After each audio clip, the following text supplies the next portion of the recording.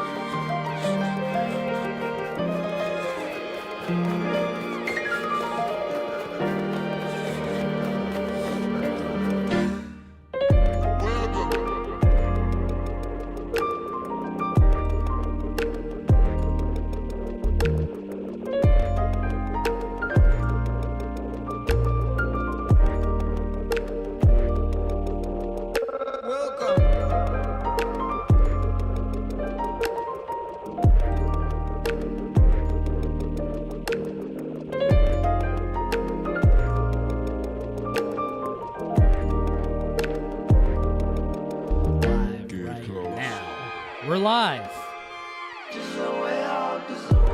Posting it on Twitter. Now Discord.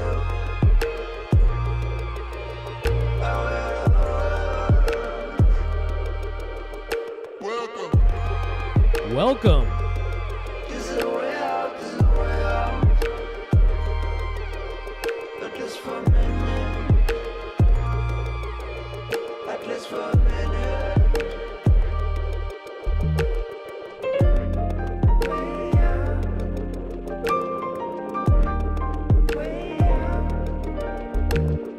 Hello, Paggy.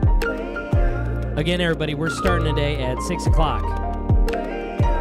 So we're just hanging out for now.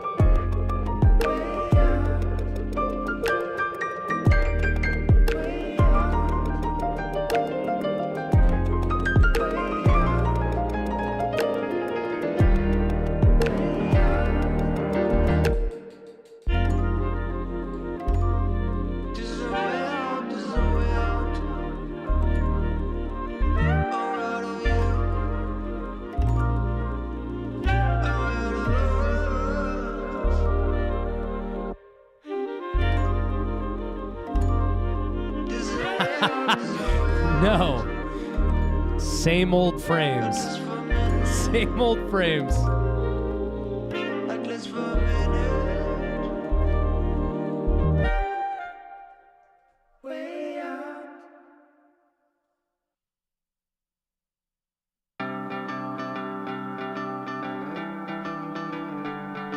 Skipping this one.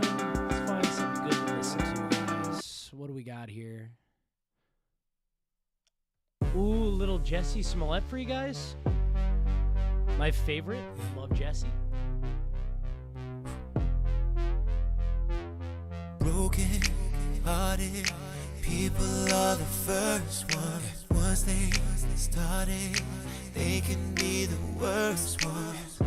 Love is a weapon if you don't use it right. Now we're watching conform my life. Hurt people, hurt people. They don't know why. Hurt people, hurt Looks like people. running good. That's nice. They don't even try. No. We all go through things in our life that don't make the shit alright. You don't hear me. Listen clearly.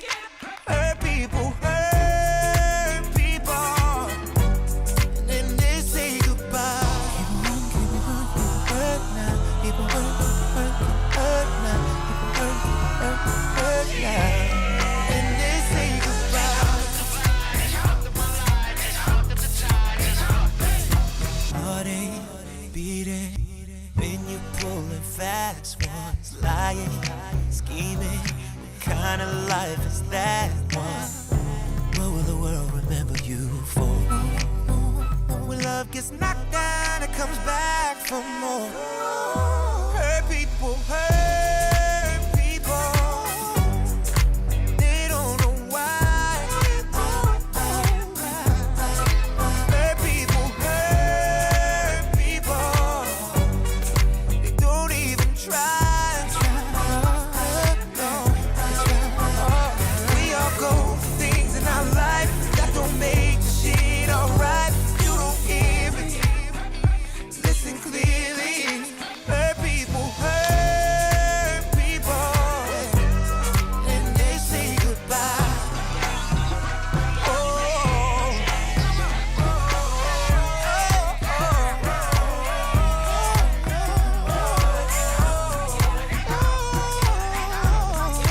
hurt people,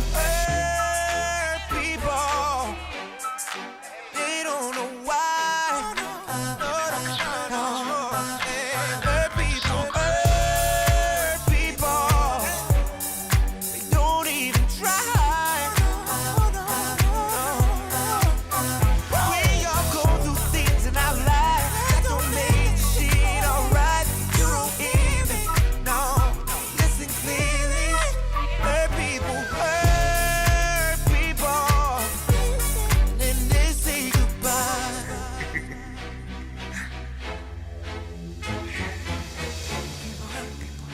Hurt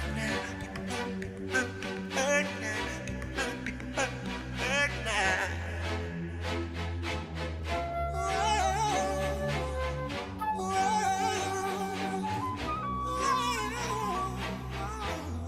I ain't heard no more.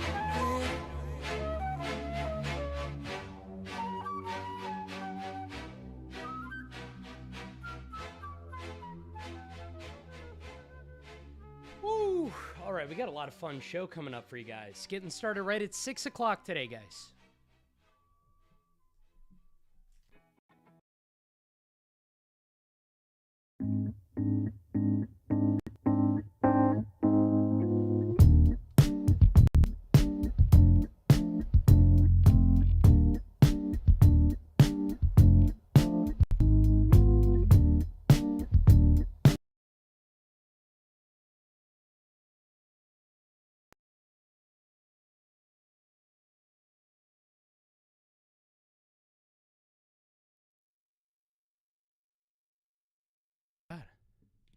Am I back? Hello?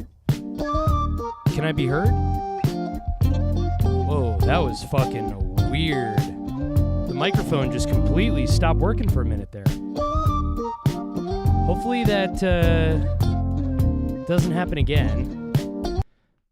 All right, turn that all the way up, and then we're back here. And we can hear the music again, hopefully. Hello, music? Hello? Do-do-do-do-do-do. There it is. Yep. We got it back.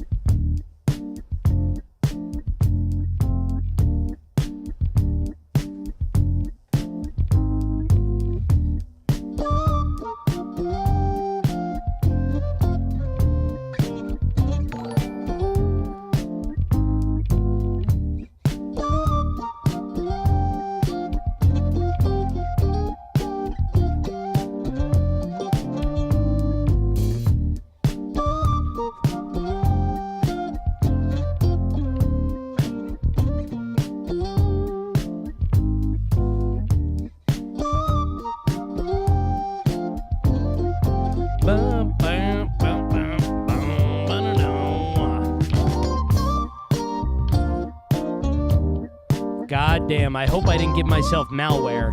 I think I might have.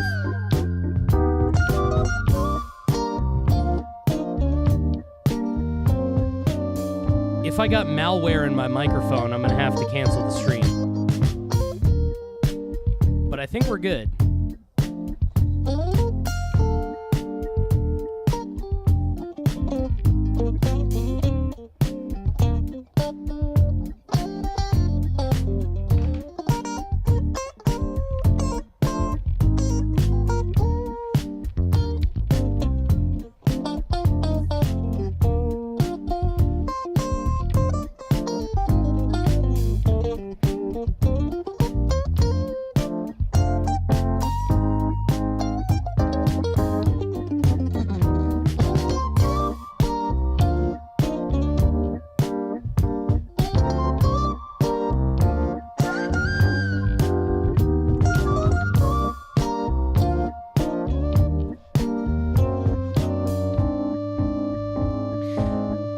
It's time for the CJ Civil War, everybody.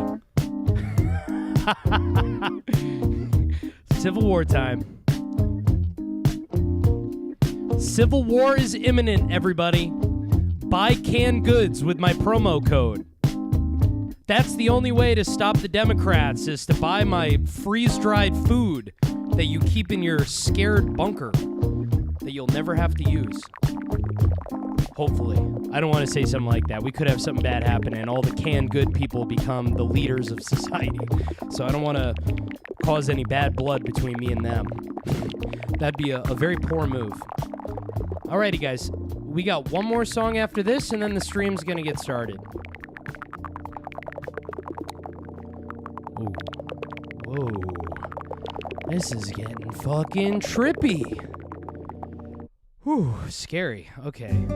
That's a little bit nicer, a little bit more relaxing. This is going to get us in the right mood.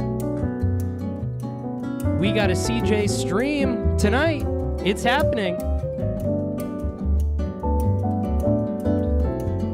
Oh my God, are Tim Pool's fans mad at me? They do not like me.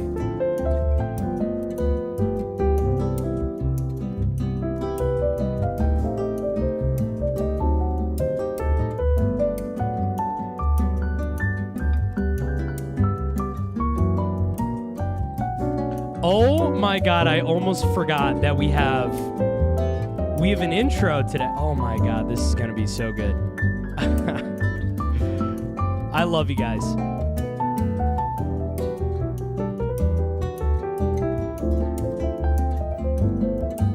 In the waiting room. Got it.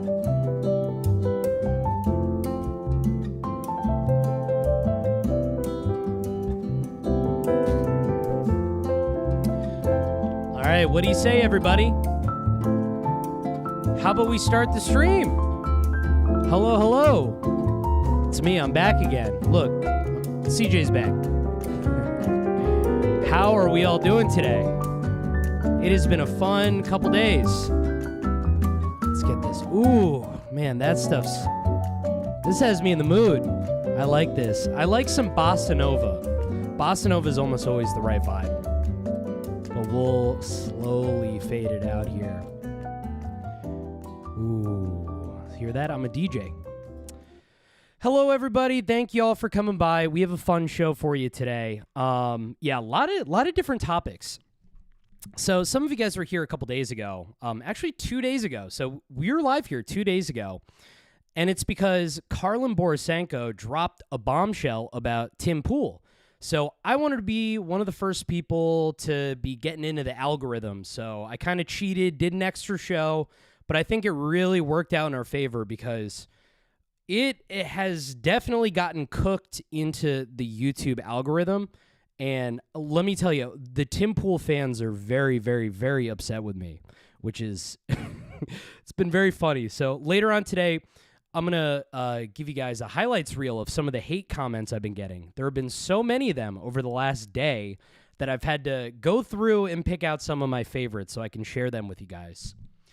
But for now, I figured, a fun way to start the show today is we could do a little bit of a YouTube is bugging, saying something.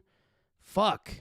Lynx is trying to talk, and he's unable to because something is bugging with the YouTube subscriber something. I'm going to try to fix that. I'm going to do my best. But for now, we have a special guest. I am going to pull him into the stream right now. This guy has definitely been a fan favorite. If you've been around here for a little bit, if you've seen CJ Brown Comedy Night, then you'd recognize him. It is going to be our boy Corey. So let's see right here. Shred the frets. Hello. How we doing? Doing all right. How are you doing? Not too bad. Yeah, you got your camera on for us. Perfect.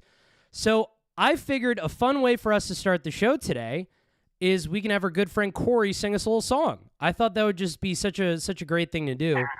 Let me see here. Yes, he's got the guitar. Your video quality is extremely poor right now. I don't know what the deal is with that. Maybe give it a second to buffer. Oh, I got an idea. Hold on. I'm on Wi-Fi, but I could be plugged in. Here we go. Yeah, plug in. Here we go. Maybe that's a little better. Let me give it a second here. Have it sort of get together. Here, maybe try leaving and rejoining the call since you just swapped out your settings. All right, So disconnect and then I'll pull you back in here.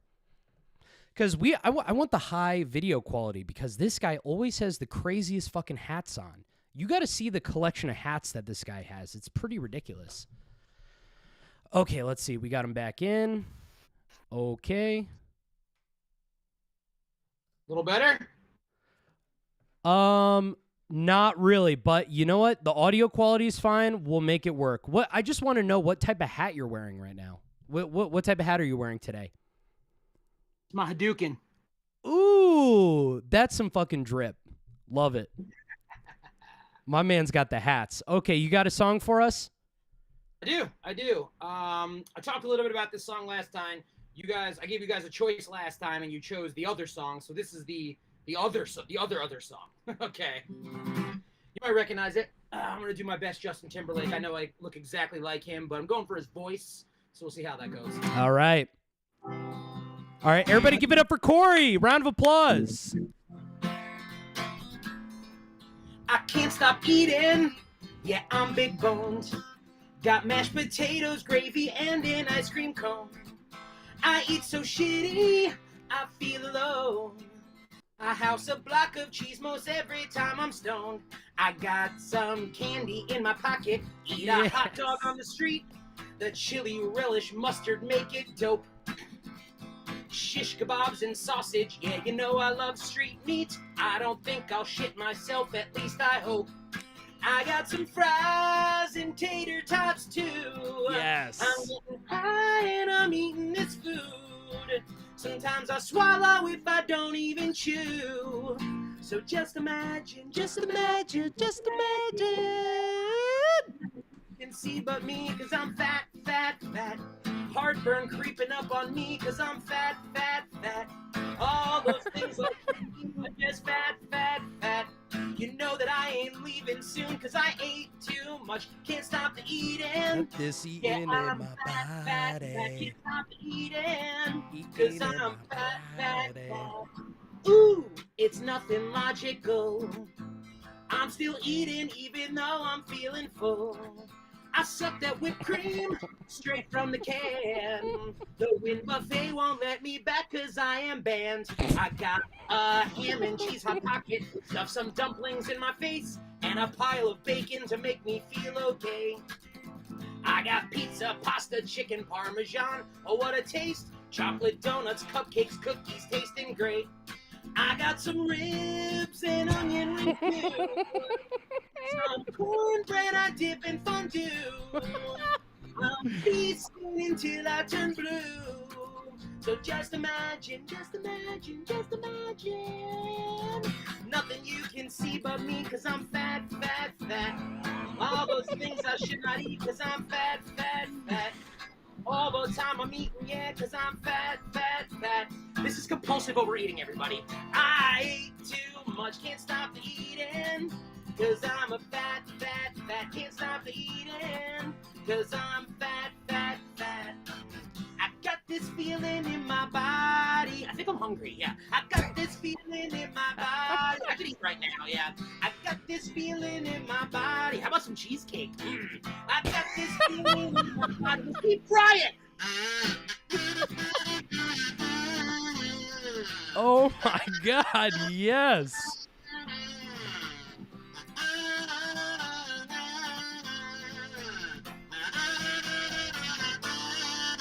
Oh, loving all that fast food grease. And I'm fat. Technically, I am obese. Yeah, that's fat. The end game's diabetes. Yeah, cause I'm fat. Guys, this is a serious eating disorder, really. Cause I ate too much. Can't stop eating. Cause I'm a fat. Can't stop eating. Cause I'm a fat. Come on. Woo! Give it up for Corey, everybody. That was Thank you, Corey singing the song about how fat he is. Fan-fucking-tastic, man. Your shit cracks me the fuck up. Can I pay you to play music at my wedding? You absolutely can. I have played music at many weddings. I don't know if you Fuck want yeah. those songs. But Not, maybe not. But I've heard, guys, listen. So we all know that song, it's funny, but it's about as cringe can get. We can agree on that, right, Corey? Yeah, pretty much, yeah. Okay.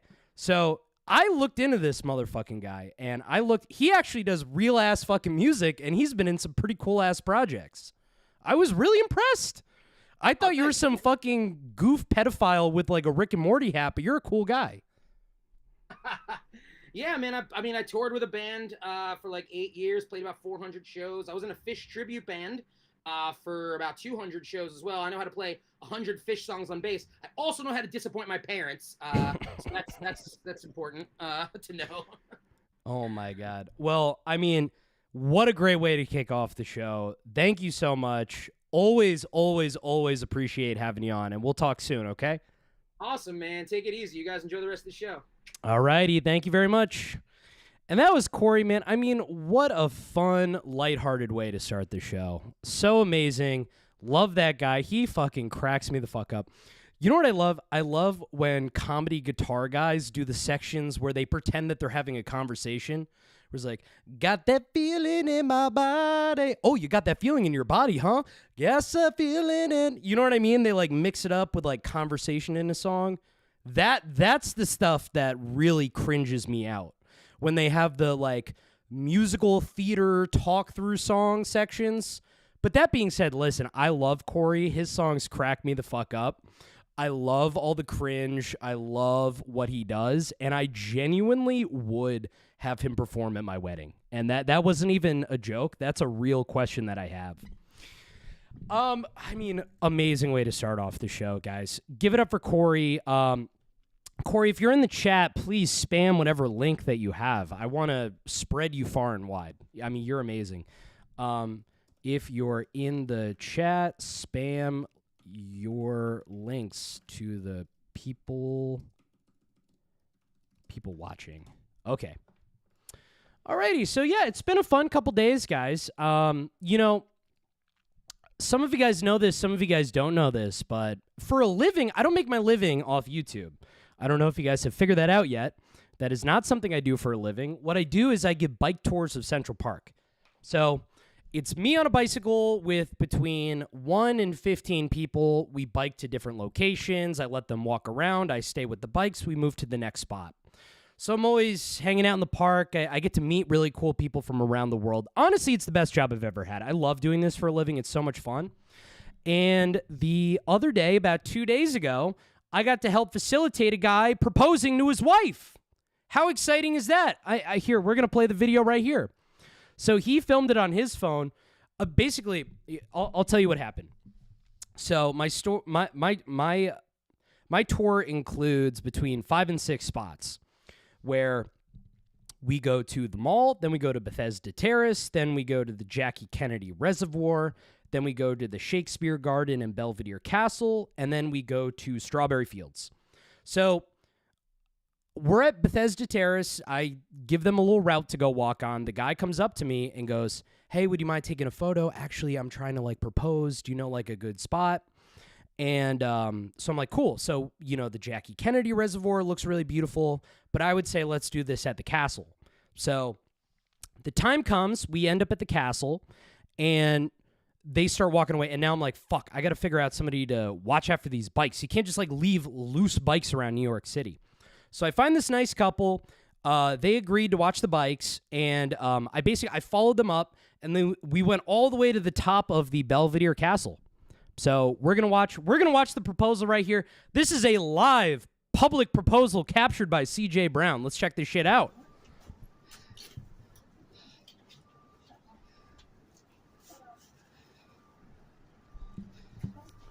Look at this. You know, everybody in the commentary community, they spend all day eating bologna sandwiches, jerking off, watching anime, tweeting about Destiny. What do I do all day? I help people start the rest of their life. That's what I do. Look at what I do during the day. People say I need to touch grass. That's like a big complaint you'll hear about me. The fuck is more touching grass than this?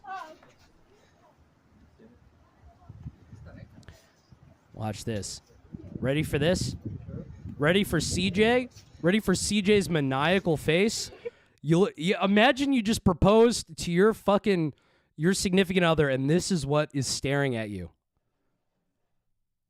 Look at that, man. Look at that. Yeah. See, look, I got both my hands I got phones in both hands right here. This is what I do during the day, man. So that was 2 days ago. And then before that, I had this whole school group from the Dominican Republic. And I lost an autistic Dominican kid in the park. He was just gone. Nobody knew how to find him. Hopefully he's okay.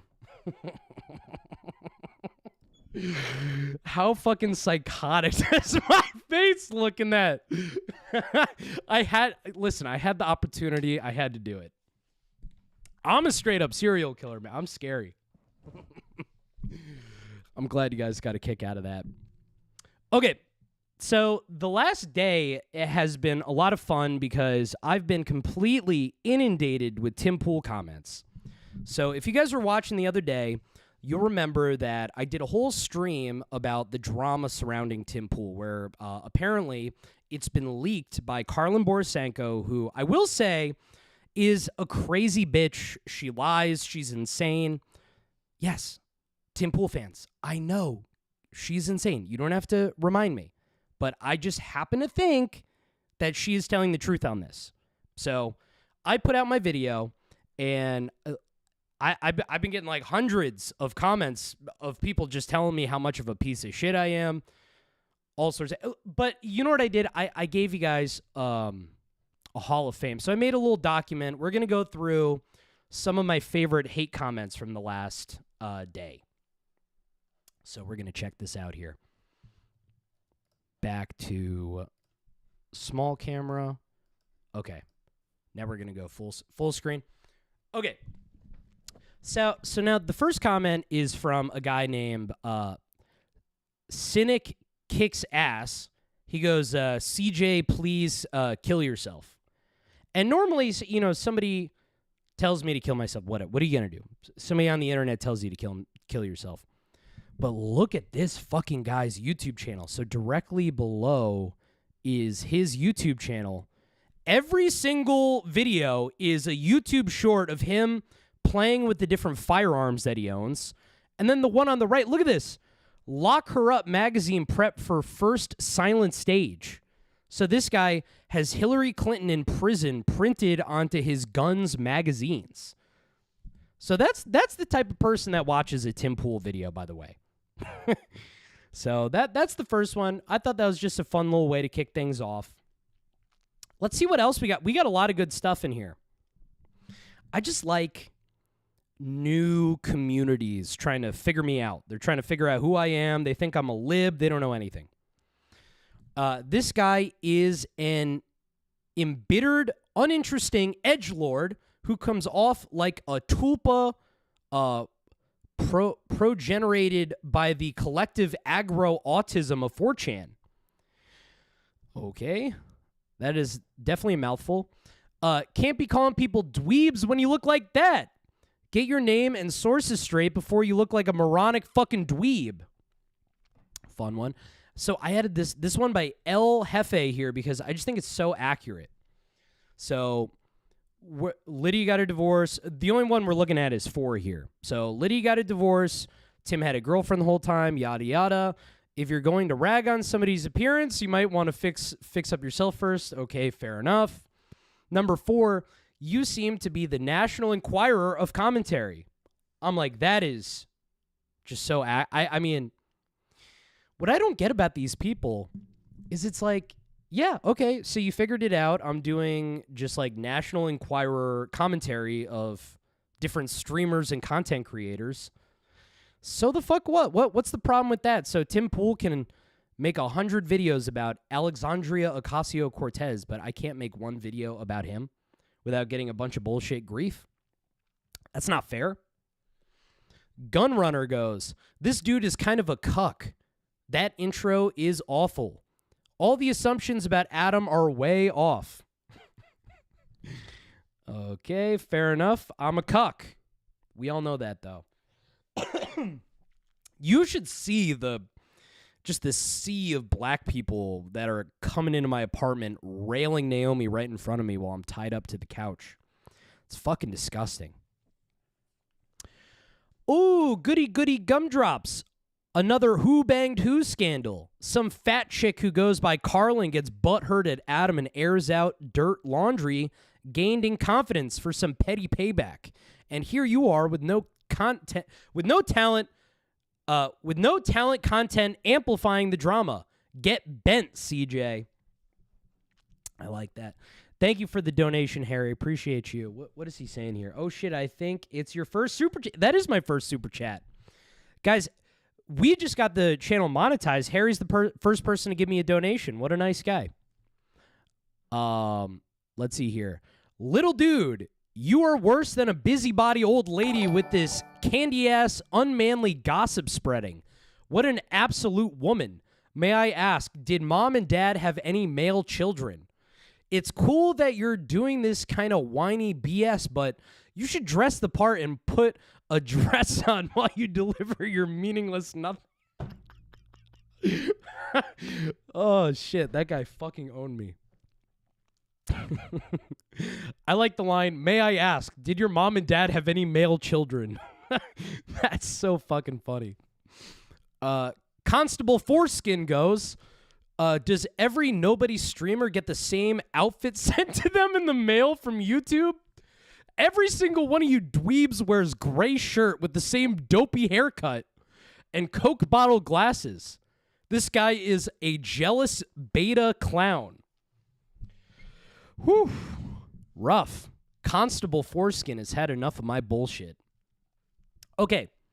Now we're getting into a part where there's two comments that I've noticed here. Very fucking, here's 8 gumballs. Wow, thank you so much. 2 comments that I've never heard before. I love listening to internet people try to figure me out. Like they're trying to figure out what my insecurities are. I'm going to give you guys a tip here. Some people have figured out what my insecurities are. I'm not going to tell you what they are. You got to figure it out. But I will tell you it's not this.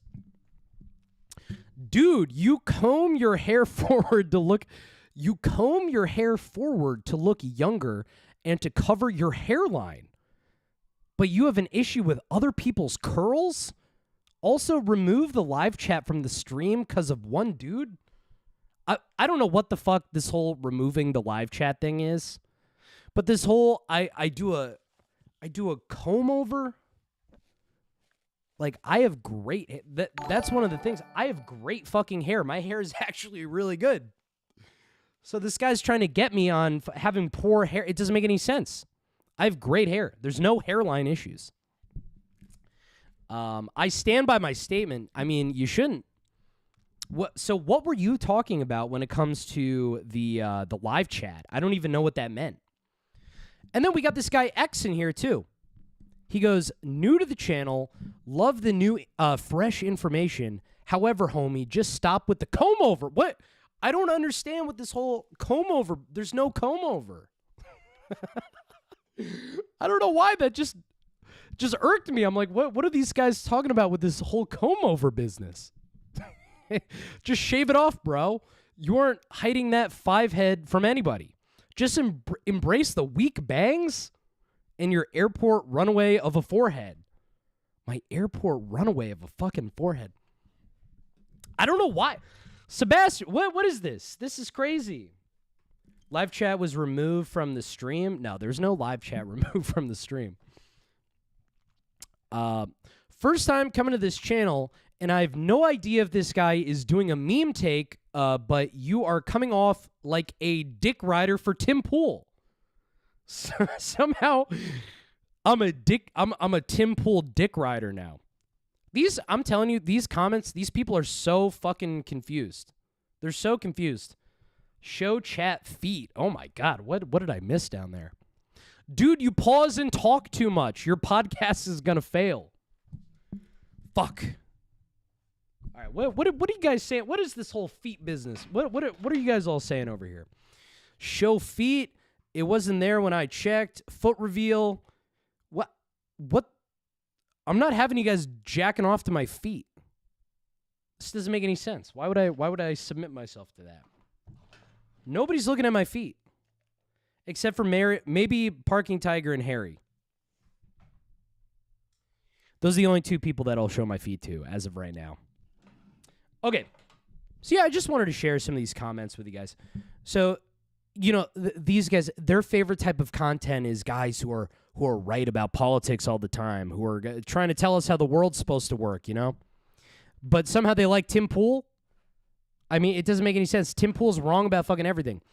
Tim Pool's, his whole strategy with content creation is coming out with a really hyper SEO formatted saying that is wrong, and then stating it within the first 30 seconds of the video, and then within a minute and a half, walking it back and doing this weird fence-sitting bullshit. So I don't understand what these people are up my ass about. I don't understand why people care that I'm making fun of Tim Pool. I don't understand why they think that being a guy who talks about Ludwig von Mises all day is somehow better than like a YouTube gossip channel. These guys have deluded themselves into thinking that they're doing something other than watching YouTube videos. And the fact that their content is political, it means that, you know, they get some type of pass. What they're doing is actually, it's like watching Tim Pool videos. Oh, it's basically like donating to a nonprofit to these people. They're really fucking sickening. But yeah, I've been enjoying it. I mean, we've been getting some people coming into the stream because of it. So very thankful of that. Very thankful of the YouTube algorithm gods for blessing us with the opportunity to be verbally assaulted by Tim Pool fans. Always appreciate that. Please continue leaving your hate comments. We always do love reading them. Okay. So last week, we listened to Tim Pool's new song. We listened to Tom MacDonald's new song. But here's the thing, though. We did not get the opportunity to watch the new Tom MacDonald music video. So anybody in the crowd, if you're a fan of Tom MacDonald, if you are disappointed we didn't watch the music video last time, we're going to watch it right now. So we're going to watch Fighter by Tom MacDonald. So let's check this out. Bottom of the ninth, up against the odds, running out of time, only got one shot. When it's really do or die, when your back's against the wall, when you fighting for your life, do you believe in you or not? I'm a believer, I believe. I'm a believer, I believe.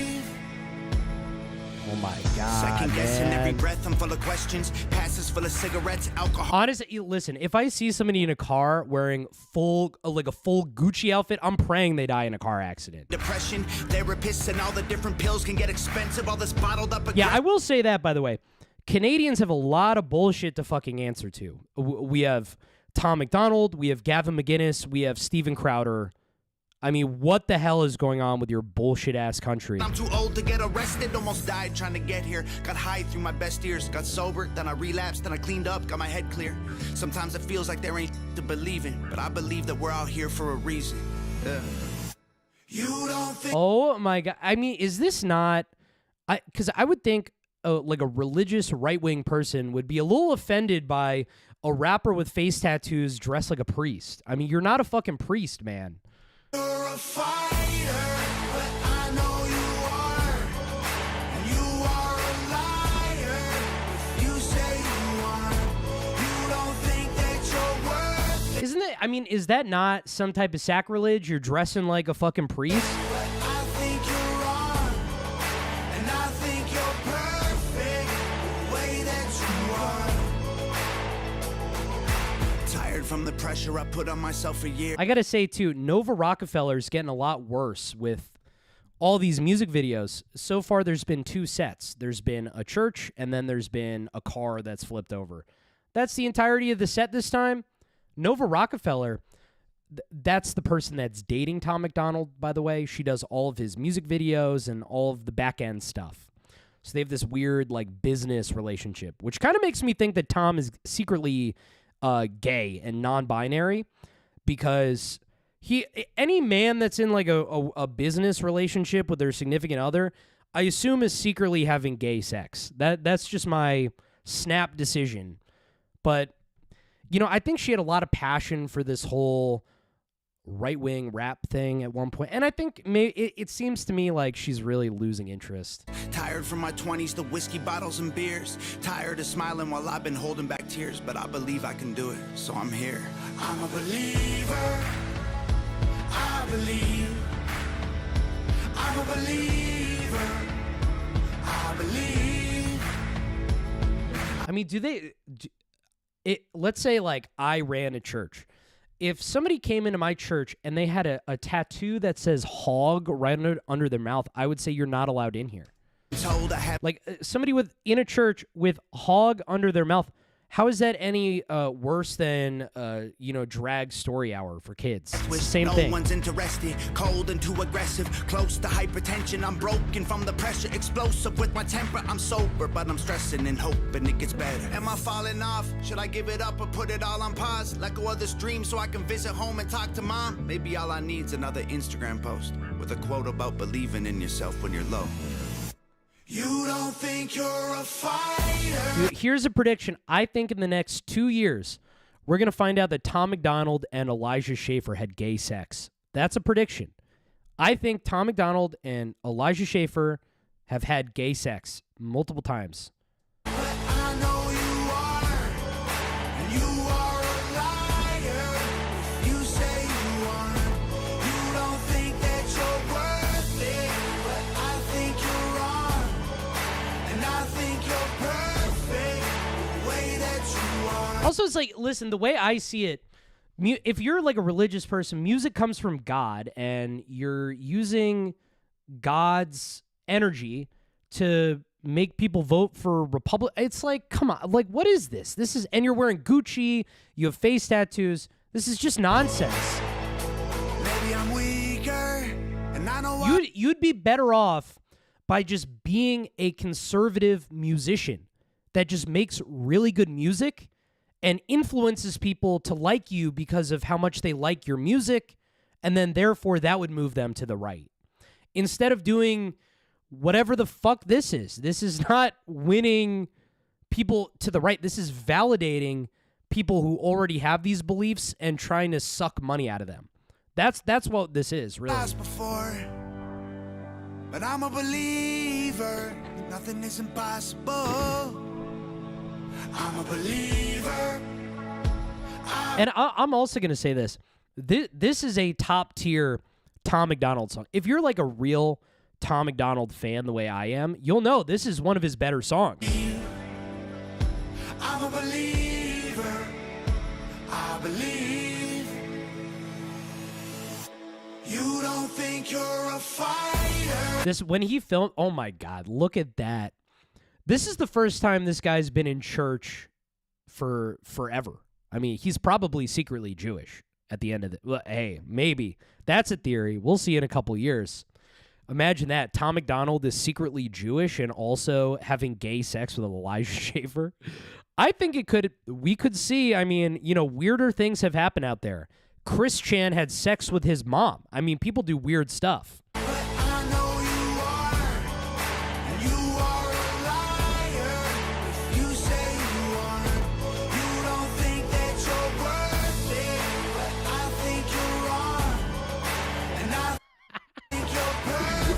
Ian, that's funny. Your priest doesn't do finger guns? Yeah, I mean, that was definitely Nova Rockefeller's worst music video. Okay. So we're going to do the official CJ scoring of this song. And of course, this is a bent review. It's bent for Tom MacDonald. We're grading him on the Tom MacDonald curve. In terms of song, we're going to give that one a 6.5 out of 10. In terms of the music video, we're going to give that a 2 out of 10. Really bad. Nova Rockefeller really let us down on this video, and I think she's got to step it the fuck up. If Tom is going to keep her in his camp, she needs to start coming out with better stuff. That was just not very good. Very sacrilegious. I don't see how any religious conservative person can put their weight behind Tom MacDonald at this point. But yeah, that was Tom. I just wanted to make sure we got the opportunity to see it because last time we only listened to the song, and I feel like the full Tom MacDonald experience is with the Nova Rockefeller music video. And again, this guy, first of all, 51,000 comments on this video, 3.1 million likes. Okay, here, I just want to show you guys what a Tom MacDonald comment section looks like. I mean, these comment sections are some of the most psychotic comment sections. I recently retired from the military after more than 26 years. I struggle with depression, PTSD, and have more than once have been a millisecond away from taking my own life. Your songs really strike home. Angels, church, and now this. You have saved my life, Tom, and can't thank you enough. My family thanks you too. Imagine not killing yourself because you heard Tom MacDonald do his song Sheeple. Humans been controlled since the day that they were civilized. The truth has been so heavily imagine you're on the George Washington Bridge. You're crying. You're seconds away from killing yourself. You put your headphones on. This song starts playing and you just start walking back home. You're like, I can't kill myself. I hate the libs too much. I have to stay alive so I can attack the libs. Find out who you're not allowed to criticize. Black folks who were never ever actual slaves fighting with white folks who Yeah, like what? I don't understand these people. There's so many lost souls in this world. Tom, you are so gifted. I sent this to my brother who just started his own business. He struggles with his past and worries about relapsing. Okay. Tom, I'm a 49-year-old widower, broke down combat vet. I felt dead inside for so long, but your music stirs something inside me. I love what you and Nova are doing. Keep it coming. Like, how do all these people find his music? It doesn't make any sense. These are not like internet people. These are middle-aged combat veterans who live off government assistance and hate libs. Thanks, Tom, for the new song. 29 years old. Okay. That's like me. I'm 29. As a vet with depression, a husband of a bipolar wife, and a dad to 3 kids that have to worry about it, this song is so much hope. Thanks, Tom, Nova, and Hangover Gang. Woo! Scary. That is 302 likes. I mean, there's so many of these people out there. My mom used to tell me that a musician has officially made it when they can make somebody cry from emotion. You made it. Thank you, Tom. So, other people you see comments like this from, you'll see it in the Struggle Jennings comment section. You'll see it in who's the guy that Tom MacDonald, Adam something, that really scary guy, the one that's way scarier than Tom. What the fuck is his name? Let me see here. Yeah, Adam Calhoun. That guy will kill you. I do not want to go after Adam Calhoun. He can do whatever the fuck he wants. I steer clear. That guy's a little bit too scary for me. But yeah, I love it. I love reading through the comment section of a Tom MacDonald video. Let us see here. Let's keep on moving and grooving, guys. Oh, should we do the MrBeast thing? Okay. Yeah, we're going to do this MrBeast stuff right now. Well, before I was... Okay, so I saw this. I don't see a lot of people talking about this. I mean, if you've listened to any of the chats I've had with Salvo Pancakes, you know I have a very strong opinion about what is wrong with a lot of the YouTube communities. What I think is wrong is many of these content creators don't really consume a lot of art, and they don't really live lives. I mean, they are inundated with algorithms all day long. All the thoughts in their head, all the content they consume, all the friends they have are specifically engineered from an algorithm, from a robotic algorithm. These guys don't just go out and watch a movie. They don't go see concerts. They don't go to museums. They don't do any of that shit. So the content that we get from these people who don't consume anything real, it creates really shitty content. And I think one of the worst content creators out there is going to be MrBeast. I mean, there's almost nothing in the world worse than a MrBeast video. They're just fucking boring. It's just overstimulation. It's like being hungry and getting a plate of Airheads. That's what a MrBeast video is like. So this to me is so telling of MrBeast. And this is exactly playing into what I've been saying about these content creators for so long. So let's listen to this. Yeah, I didn't even listen to music because I was like, this is a waste of time. I should watch more YouTube. If you I didn't listen to music. This guy's saying, I did not listen to music. I just watched YouTube. want to make great YouTube videos, just watch YouTube. You gotta be a little retarded. So like a 2-hour movie, you could watch like 20 YouTube videos, and you. Oh yeah, because that's like better, right? So one movie costs 2 hours, but I could watch a bunch of 20-minute YouTube videos. It's like the same thing. I mean, this is how fucking corrupt in the head these guys are. They literally have no understanding of they've no ability to appreciate art in any capacity. There's no way for them to understand the importance of art. MrBeast right now, he would be looking at Van Gogh's art and he'd be fucking spitting on it. He just doesn't understand. Get exponentially smarter doing that, you know? This is the thing where people You'll be exponentially smarter where if you, instead of watching movies, you just watch a bunch of YouTube videos. That's what he just said right there. Sure, I don't think movies are bad. Yeah. I just think I want to be the greatest YouTuber to ever live, and so like I should just focus on my thing. You know, I think you've achieved that already. Well, before I was 18, and listen to the language that they use too. I wanted to be the greatest YouTuber ever. Okay, there are way better YouTubers. Okay, these people, they have no ability to understand the difference between something that is good and something that is popular. To them, if something is very popular, that means it's very good. So MrBeast goes, I am the most popular, therefore I am the best. That is not how this shit works at all. I mean, what an embarrassingly simple-minded way to look at the world. Just because you have more views, that means that the content is better. Okay?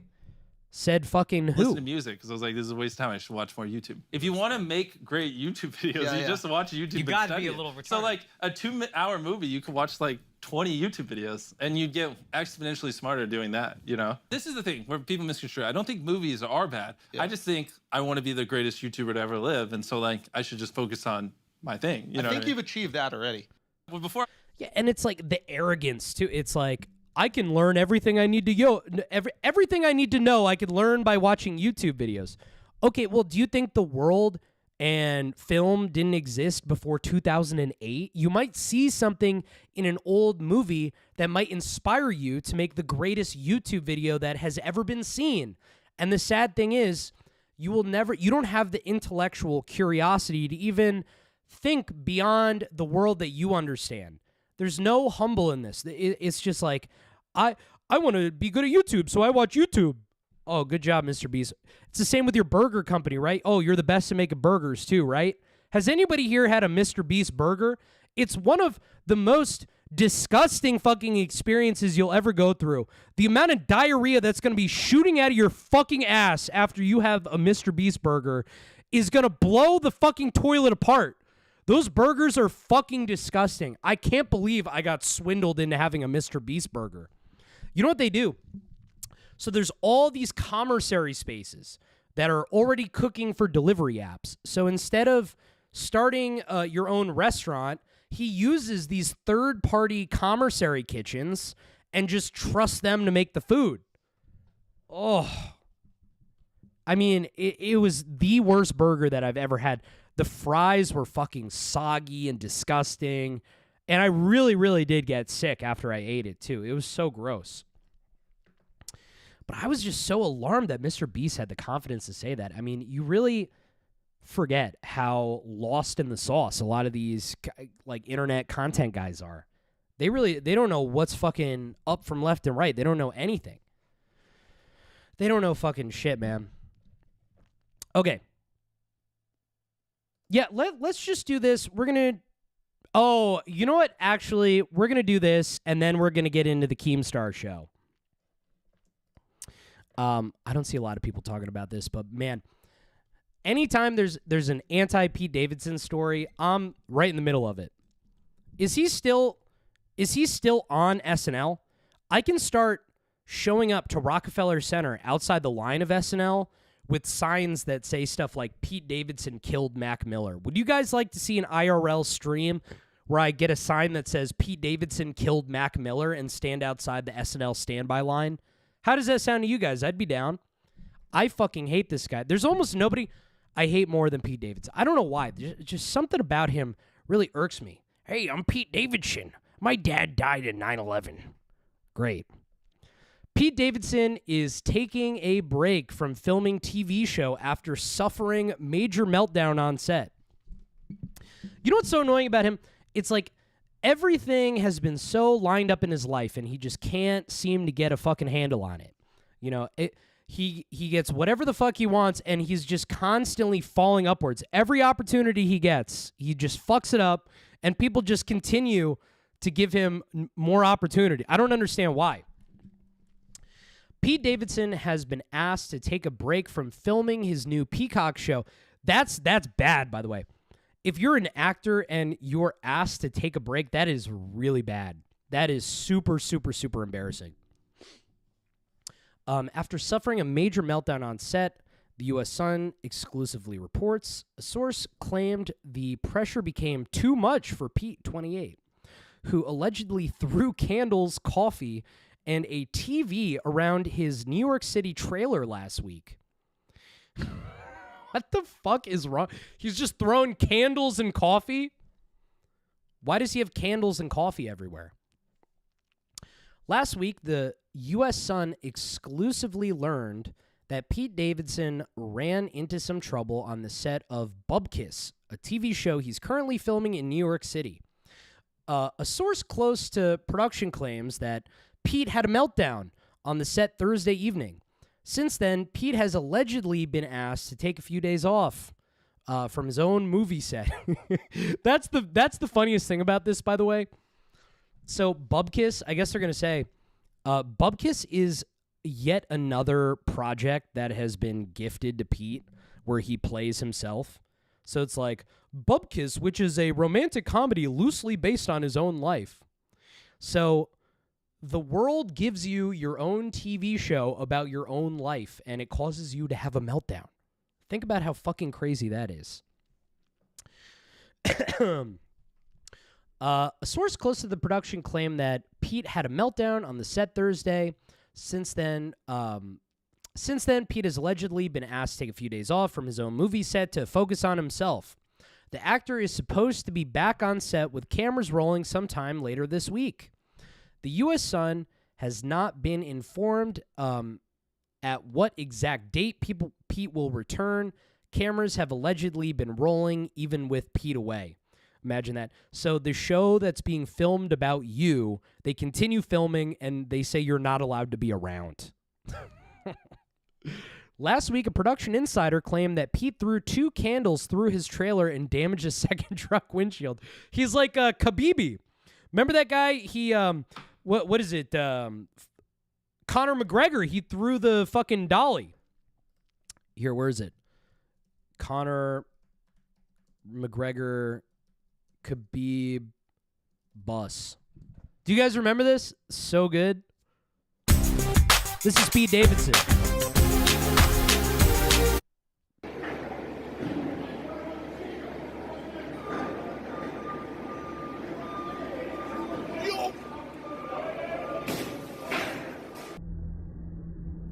It's like, what is wrong with these guys? Why are they fucking around with buses? Boom. Except with Pete, it was candles, which is way gayer. Since then, Pete has allegedly last week, a production insider claimed that Pete threw 2 candles. He also threw coffee on the wall and broke a TV inside half the inside of the trailer, his people say. So I just think it's important to keep up with Pete. I mean, this guy is just such a scumbag. How many of you guys actually saw The King of Staten Island? That movie was about as bad could be. It was so fucking poorly written. I know some of the writers, too. This guy, Dave Cyrus.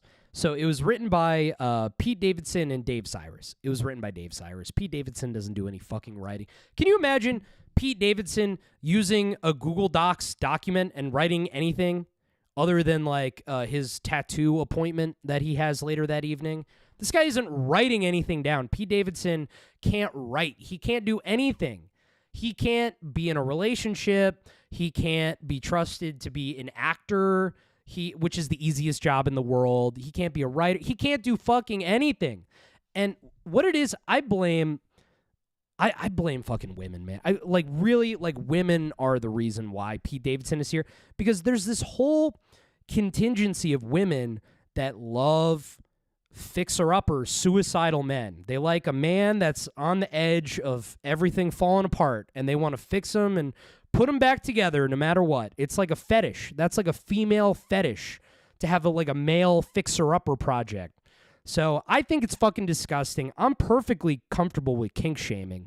I think anybody that says you're not allowed to kink shame, it's like, why? Some kinks are ruining the world. You can't be okay with all kink. So just saying kink shaming. So it's fucking gross. Hopefully women are able to get their fucking act together. I don't know what it's going to take. I mean, what needs to happen for women to disown Pete Davidson? I think he needs to, well, we know what needs to happen. And I think he's probably already done it. But we'll see. Pete Davidson seems like the type of guy where pretty much everybody around him they've signed some form of an NDA. Like, he seems like the type of guy, every single person that he comes in contact with he's making sign a fucking NDA. He's that type of dude. Oh, whatever, CJ. Okay, listen. I'm just calling it like I see it. I don't know what to tell you. Alrighty, should we get into the Keemstar show stuff? We got some Keemstar show stuff. We have been having an absolute blast making, really, we've just been kind of studying what's been going on with this Chris the Narc guy. Exactly. So I got Whoa. Hold on. Celebrate the 20. Okay. So I'm sure pretty much everybody in here knows Keemstar recently, he started a podcast. It's called The Keemstar Show. It's great. Salvo Pancakes is the co-host. It's a lot of fun. They have a producer. His name is Chris the Narc. So Chris the Narc, he has his own YouTube channel where he wears a little cop hat and talks about Ethan Klein. And he's a real internet tough guy who is part of the commentary community, and he tells it like it is. He is he's like the Stavros of Keemstar Show. He's like, I mean, they treat him like absolute shit, but he fucking deserves it.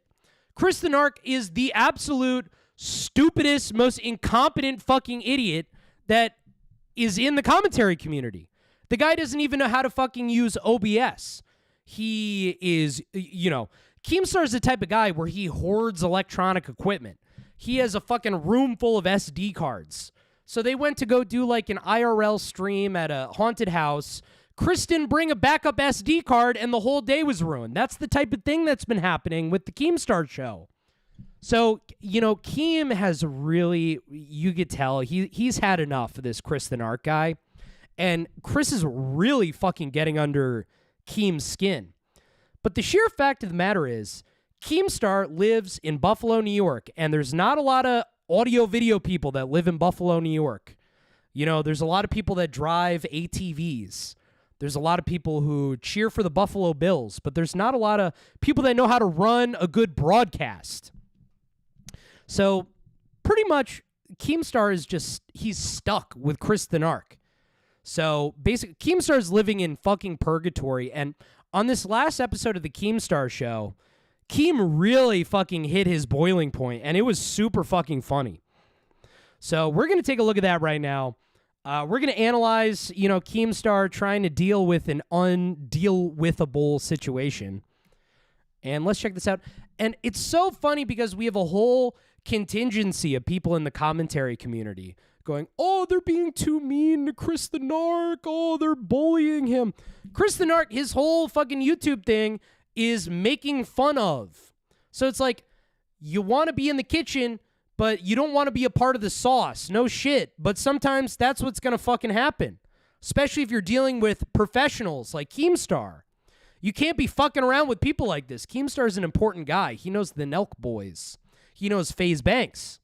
So let's check this shit out. Keemstar, co-host, Salvo Pancakes. Hello, hi everybody, it's me. Producer, Chris. Oh my God, look. So this is Chris the Narc. So this is what he normally looks like. This is what he looks like without his cop clothing. But let's look at his channel here. Let's look at what a let's look at what Chris the Narc looks like in the wild. Chris the Narc. Let's look at him. He dresses like his favorite superhero, Derek Chauvin, with his little cop outfit. Look at him. There he is with sunglasses and a cop hat. I love people who get caught having to wear a costume as part of their career. There's something so pathetic about it, where one day you decided to wear an outfit and now it's the outfit that I have to wear every day. My favorite version of that is this guy, Actual Jake. Here, look at this guy, Actual Jake. So this motherfucker made it where every day he has to wear a corn on the cob outfit. Let me see where the camera is. So he dresses like corn on the cob and streams for 8 hours. Oh, he stopped wearing the corn on the cob outfit. That's fucking great.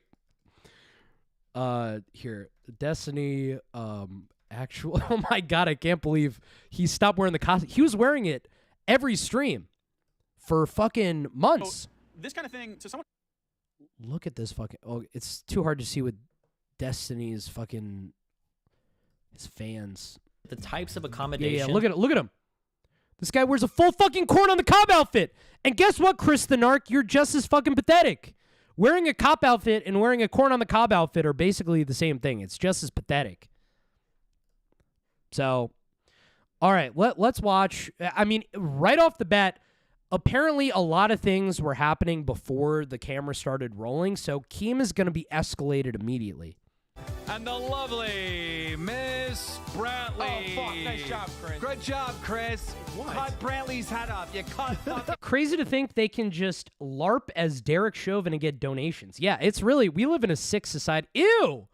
What the fuck is going on here? She's wearing a leather jacket, a bra, and she's got her fucking gross braces. Brantley's head off. Ew! Dude, this has been a shit... Brantley is like a fucking mountain hillbilly person. I didn't realize that until I started watching the Keemstar show. She's like country bumpkin, bum.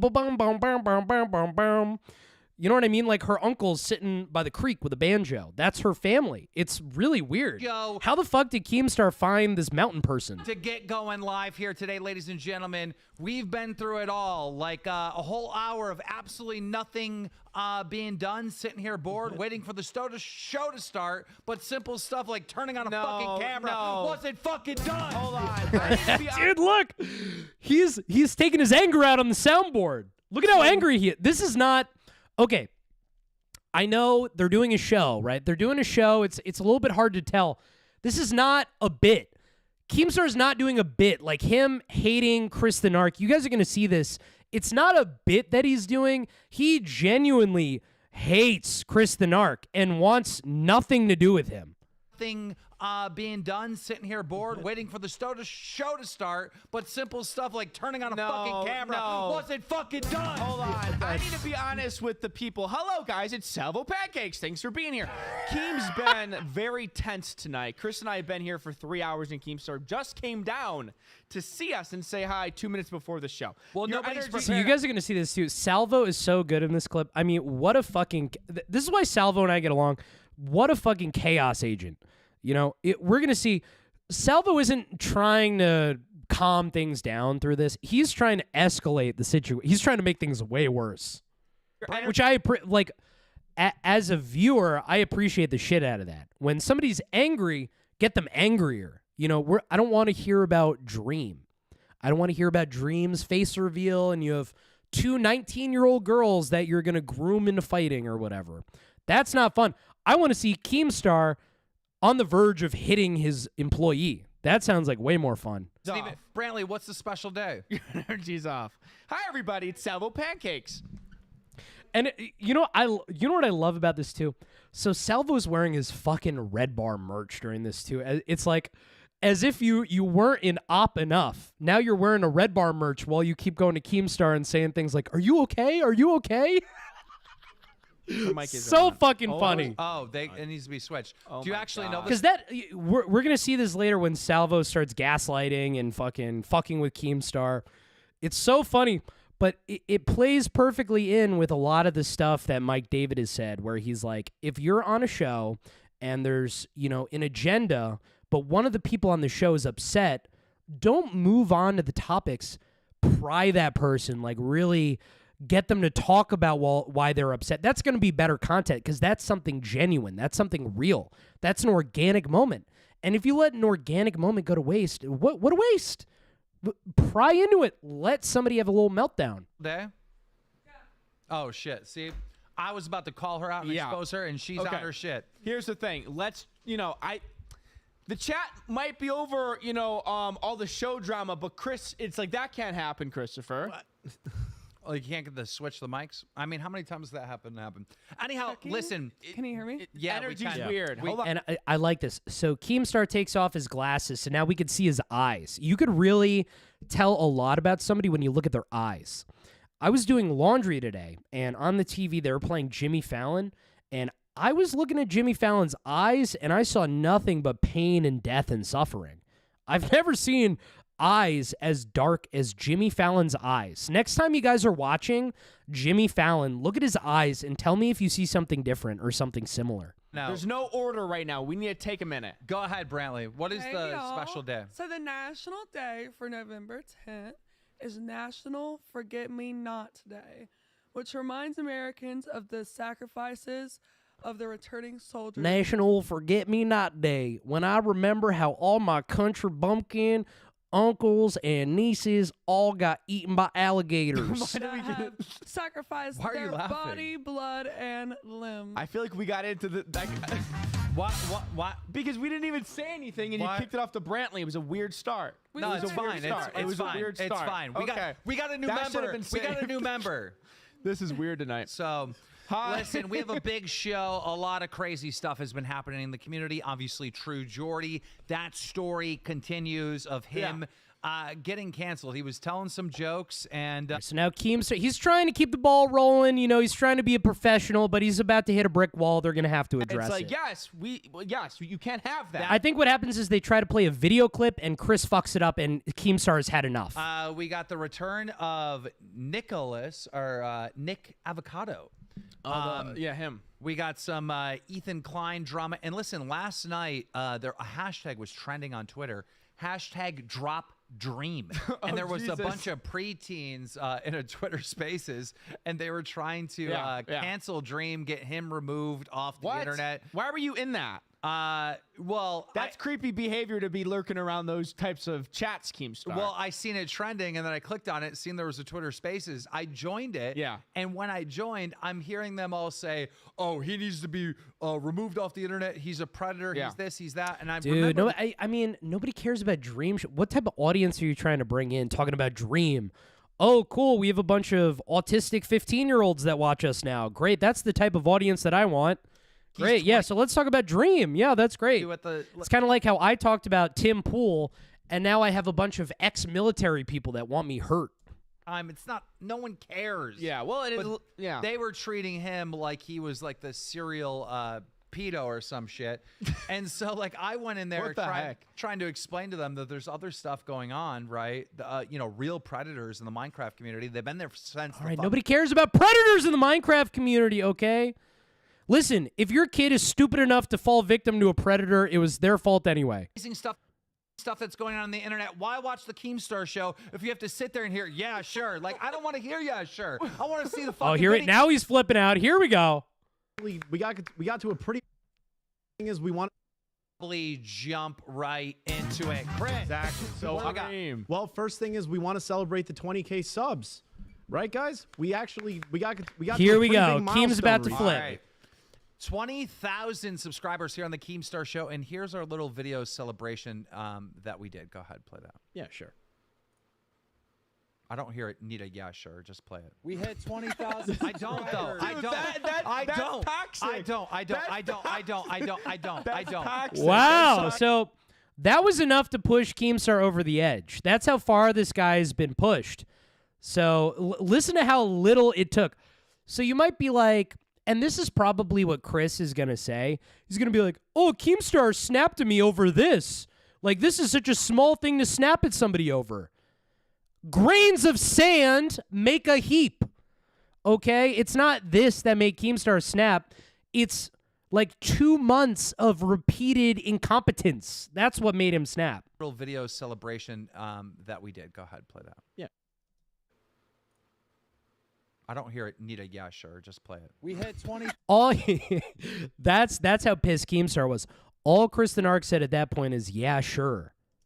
And here's what happened. I That's don't. toxic. I don't. I don't. I don't. I don't. I don't. I don't. I That's don't. toxic. He- That's even toxic. Salvo there's knows. Like this delay. It's like, yeah, sure, yeah, Can you okay, get rid yeah. of this Just attitude? click the fucking play it. Play Brantley, it. I say something. Has just he been play like it. this all day? No, Has he it's been like this all annoying. day? It's Not annoying. all Oh day. my goodness. Who out here is like, oh my god, did you hear that? Yeah, sure. This is amazing I get it. I get it. I get it. I don't want to hear yeah, sure. Just play the fucking video. Dude, you By the way, you guys know what this means, right? Anytime you're in a Keemstar chat room, just type yeah, sure. stressed. What's got you upset? The dream scandal? Is the dream? I don't know. Is the dream? The dream. The dream scandal is getting under Keem's skin. I want to see next Keemstar show. I want to see everybody just type in yeah, sure, over and over again. Scandal has been getting underneath my skin, Bullying people. the shit out of Chris today. Relax. You're I'm just toxic. mad in general. I want things to run, bro. run. Everybody's got Ah. ADHD. There's all these TikToks and amazing stuff that's going on the internet. Why watch the Keemstar show if you have to sit there and hear, yeah, sure? Like, I don't want to hear yeah, sure. No. What Keemstar doesn't understand, this is what we want to see out of the Keemstar show. We want to see Keemstar that is at a fucking boiling point. I mean, look at him. He's like a lobster in a pot. He's looking red. I mean, this guy looks upset. This is why we watch the Keemstar show, to watch Keemstar have a mental breakdown. This is great. Fucking video. This is the best thing I've seen on the Keemstar show yet. Video. We're celebrating our 20,000 subscribers we just got. Play it. All right, play the video. We hit 20,000. This is not a joke. I told you guys. Yay. Chris. Okay. That is, it's fucking gross how Brantley has braces, by the way. Gross. Good job, guys. 20,000. I'm so proud of Keemstar. I'm so proud of Chris. That's a huge milestone in today's climate on YouTube. Good job, buddy. Good job, Chris. Usually this breakdown happens with like 5 minutes left in the podcast. We hit it in the first 5. This should be interesting. Oh my! Wait till you guys see what Salvo does right here. So we hit 20,000 subscribers. Salvo, this is an expert move. What you're about to do. I got it. What's up next is the True Jordy situation. I know you wanted to get back into that real quick. All right, so True Jordy, he covers a lot of MMA. You like the way that Chris talks to. It sounds like he doesn't really have a lot of shame, so he doesn't like fully emotionally process when he fucks up. So let's say me, like I'm tasked to do a job and I do a bad job, and it's proven that I do a bad job. I immediately feel guilt. I feel bad. I've been tasked with a responsibility, and I didn't live up to the expectations. And that sucks. And honestly, that's the type of shit that makes me wake up at night. Even with the stream, like sometimes I'm like, oh my God, I could have done better with this, could have done better with that. I'm just constantly trying to be self-critical, analyzing my work, and if I do a bad job, being apologetic, taking my lashings and learning from them. And listen to the type of fucking response that Chris gives right away. He doesn't care at all. This guy doesn't know how to do anything. He doesn't even know how to feel bad. What's up next is the I got it. What's up next is the True Jordy situation. I know you wanted to get back into that real quick. All right, so I know you wanted to get into that real quick. Dude, you already fucked up True the show. Jordy. You got to be like, yeah, I know you wanted to do the True Jordy thing, Keemstar. Oh, do you need anything to drink? That's how you're supposed to be to Keemstar right now. He covers a lot of MMA, boxing, and stuff like that, right? Yeah, of course. And him and Andrew Tate have been beefing for quite some time, and I think he was one of the supporters of. People are mad at us for littering, by the way. Can you like address the balloons in the tree because there's actually people mad about the litter. Okay, just so you know, we did not litter. We staged this entire thing. It's all fake. Yeah. We deliberately put the balloon into the tree so it would stop from like. Okay, now let me skip a little bit ahead here. Look at what Salvo's about to do here. Expert move. Why am I not? Why is that Let's see video this. not prepped to hit play? I know. What is going on? All right. Stop slowing me down, Okay. bro. Here's what I'm going to propose. Because Here we go. I could tell you're at a breaking point already. This should be a fun game. Chris will sit here. I'll go produce. And we'll Yeah. just see. Yeah, we'll there see you the go. flow. There Hey, you go. he's a good host. Maybe he can co-host and I'll produce a Yeah. good show just to ease things up for you. Chris, we're going to switch. Chris, But I literally asked him, I go, what's up next? Oh, True Jordy. So then I give him enough time to prep the video to have it ready to play. Go co-host. Go co-host. To have it ready to play. And Okay, and now I love this. Chris is so scared of what Salvo is doing right now because what Salvo is doing right now is completely crazy. Where he has gotten out of his chair, he's like, we're going to swap seats right now. Hey, Keemstar, do you know how you're really mad at the producer? I'm going to make the producer sit right next to you. And Chris can even tell how bad of an idea this is. Listen to Chris and Salvo arguing where Chris is like, oh, I don't want to go. I don't want to go, Salvo. And Salvo's like, come on, it's going to be a good team building activity. Come on, Chris. I give him enough time to prep the video to have it ready to play. Go co-host. Go co-host. To have it ready to play, and it's not ready. I'm still Dan. looking Go at up there, Chris. Go up there. fucking Dan, balloon Keemstar's going to love it. that I recycled. Do we need to unwrap his thumb? Yes, we're doing it. Actually doing This is a team building exercise hosted by Salvo Pancakes tonight. Hello, everybody. a team building exercise. Okay. All right, now here's what I want you guys doing while this portion of the video is playing. Look at Keemstar's eyes. At no point during the two of them in the same frame does Keemstar even glance over at Chris. He hates him so much that you could see his body language. Look, he's clasping his hands, trying to make himself as small as possible, and you'll see he kind of angles himself away from Chris the Narc. Give me 30 seconds just to learn Chris's autistic setup here. Okay. How's it autistic? Main cam is okay. And then that is rat cam. Got it. Why is Keemstar putting up with Salvo acting like this? This is happening in Keemstar is a prisoner in his own house right now. So, Keem, on the last show, we talked about how True Jordy got in trouble for making that Well, Islamophobic. What did he say? What did he say? Well, I have the clip here. Okay, play it. Yes. Volume's really low, and this is what happens when you take a Twitter video, instead of downloading it, editing it, turning the audio up, so now no one can fucking hear it. Is that my fault or the past producer? It's whoever's okay. Oh no. Okay. I'm just saying. So you didn't hear the joke that he made because the volume's not loud enough. Oh, no. That's because this is being produced like We're also horrible. just talking over it. I didn't produce Fire. this, by the way. Okay, so we need to take a minute, Chris. Someone else's Twitter video. Look at Chris's face. He's like not phased by any of these mistakes. You know, it doesn't even fully process within his head that he's even done anything wrong. It's like, dude, the video volumes are low. You are making crazy audio errors. You know, there's all these mistakes, and then you have this, I'll do better next time, Keemstar, do. Yeah, that would drive me nuts. What? My show, the Keemstar show. He's talking to you, Chris, by the way, not have me. our own clips. We can't have our own clips. We have to rely on Kavas's Twitter of tweeting out a video and then playing his Twitter. Like, that doesn't even fucking make sense on any fucking What do you level. gotta say about that, Chris? So most of those clips are actually gone now, but I should have done that. Yeah, what? Hey, I should have done that. Yeah, that's something I should have done, ain't it, Keemstar? Oh, I'll do better next time. Of tweeting out a video and then playing his Twitter. Look at Like, this. That doesn't even fucking make sense on any Like, what is up with his body language? Hey, Keemstar, hey, we're like best buds, Fucking What do you right? gotta say about that, Chris? So most of those clips are actually. I mean, I think he does have autism, right? Like, this seems like somebody who's just completely unable to pick up on social cues. Because right now, Keemstar is looking around the room for the sharpest object that he could find, and this guy's just completely unaware of that. on now, but I should have done that. But at the same time, I'm trying my best here, Keem. For you, for this fucking show. Thank really. you so Hey, much. at the for same trying- time, I mean, dude, he sounds like a guy who was lent a lot of money to, from the mafia, like for the poker game. Hey, sorry, Tone. I appreciate you. I'll get the money as soon as possible there, Tone. I respect you. But at the same time, I'm trying my best here, Keem. For you, for this fucking For show. you, I'm doing this for you. I'm making all these mistakes for you, Keemstar.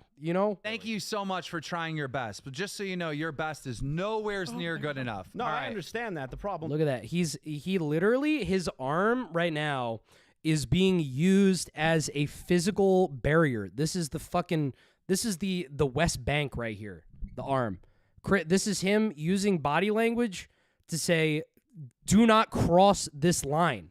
This is a line in the sand that you will not cross. I'm trying to be that best. But in this moment right here, where literally it started off with Play some it. Let's see if weird-ass we can energy. hear it. Okay, Play it, I'm see if we gonna. can hear it. Okay, I'm I rewind. can't hear it. The I'm volume's all the rewinding way it. up on mine. It's all the way up on this clip, Chris. And it's like it's such a constant thing in the Keemstar show for there to be audio issues. What I want to know is, first of all, if we have anybody in Salvo News team, could somebody contact Salvo, see if I can call him really quick? Somebody like Comedy Curator or Parking or anybody else who's in Salvo News team. Because I want to ask Salvo. It's like, yeah, like what does he wear headphones that have the master volume on them? What does his OBS setup look like? I'm so curious how he could be fucking this up.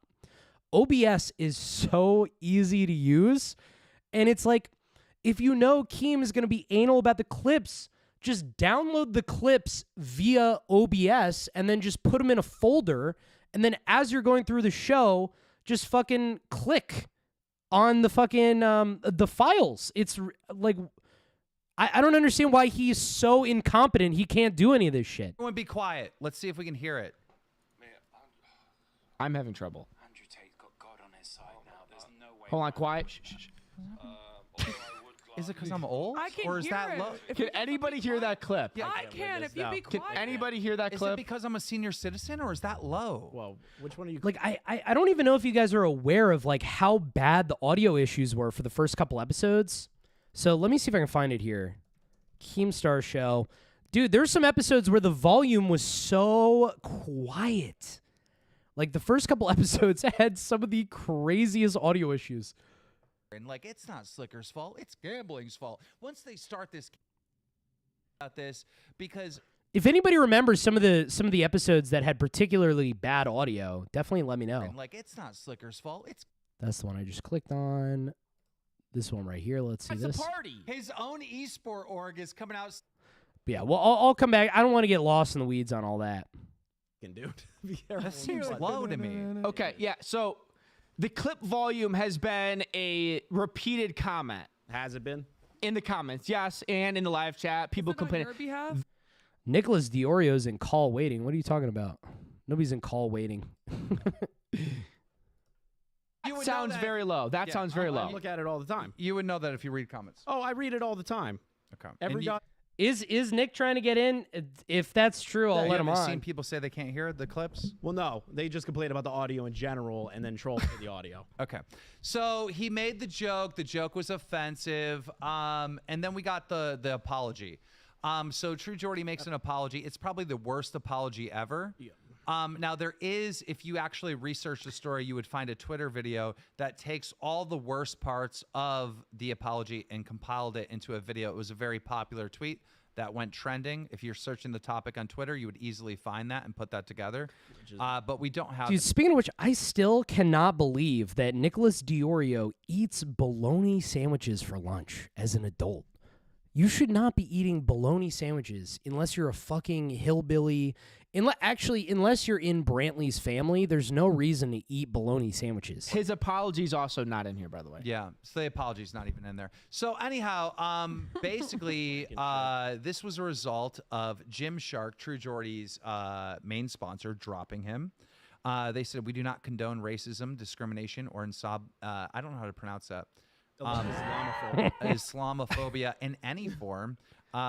We do not agree with the comments made by Brian, aka True Jordy, and we have suspended our relationship with him indefinitely. Seriously, though, like, really think about that for a second. So Nicholas Diorio's this guy who's the leader of the community. He's the thought leader. He's the guy that is in charge around here. And he eats bologna sandwiches. Is that an in-charge guy? Effective immediately. Then PokerStars came out and said, we have terminated our contract with True Jordy with immediate effect at PokerStars. We are committed to making poker. Love the downfall of True Jordy, and I love PokerStars because I do gamble a lot of money on there, and I'm glad that they are taking a stance to be more inclusive. Inclusive. Because trans people are terrible at poker, and I want them at the fucking tables. Accessible as possible. I was still trying to read that, but unfortunately the producer skipped on to the next one. And we do not tolerate any comments or attitudes that don't align with our inclusive values. Also, we had Twitch dropping the ban hammer on True Jordy, him getting banned earlier this morning. And then finally, we had MyProtein saying that they're cutting ties also with True Jordy. So, I mean, it is an all-around knock out of the fucking park. He is getting super canceled. And we made this comment on our last podcast just a couple days ago. We thought, like, hey, maybe if this was a different religion, True Jordy would get banned all the way around. Dude, look, seriously, I hope you guys are paying attention to Keemstar's eyes. At no point has he even glanced over at Chris. And look at Chris. Chris is like, please, please look at me just once. Please, Daddy Keemstar, look at me just once, please. No, it looks like he is getting banned all the way around. So there does not seem to be favor. Okay, so I found out today, by the way, that Kristen Ark is apparently about 5'10" and about 180 pounds. I am around that same height and weight. I think I want to box Kristen Ark. I think that's my next move. I'm willing to start training as soon as he agrees, but I think we need to make this happen. Kristen Ark versus CJ Brown. Why the fuck do you think that they're going so hard on it? Just in general, because it's kind of bullshit. And that is not a fucking joke, by the way. You guys can think that's a joke all you want. That's a real fucking thing I want to make happen. Every fucking company, man.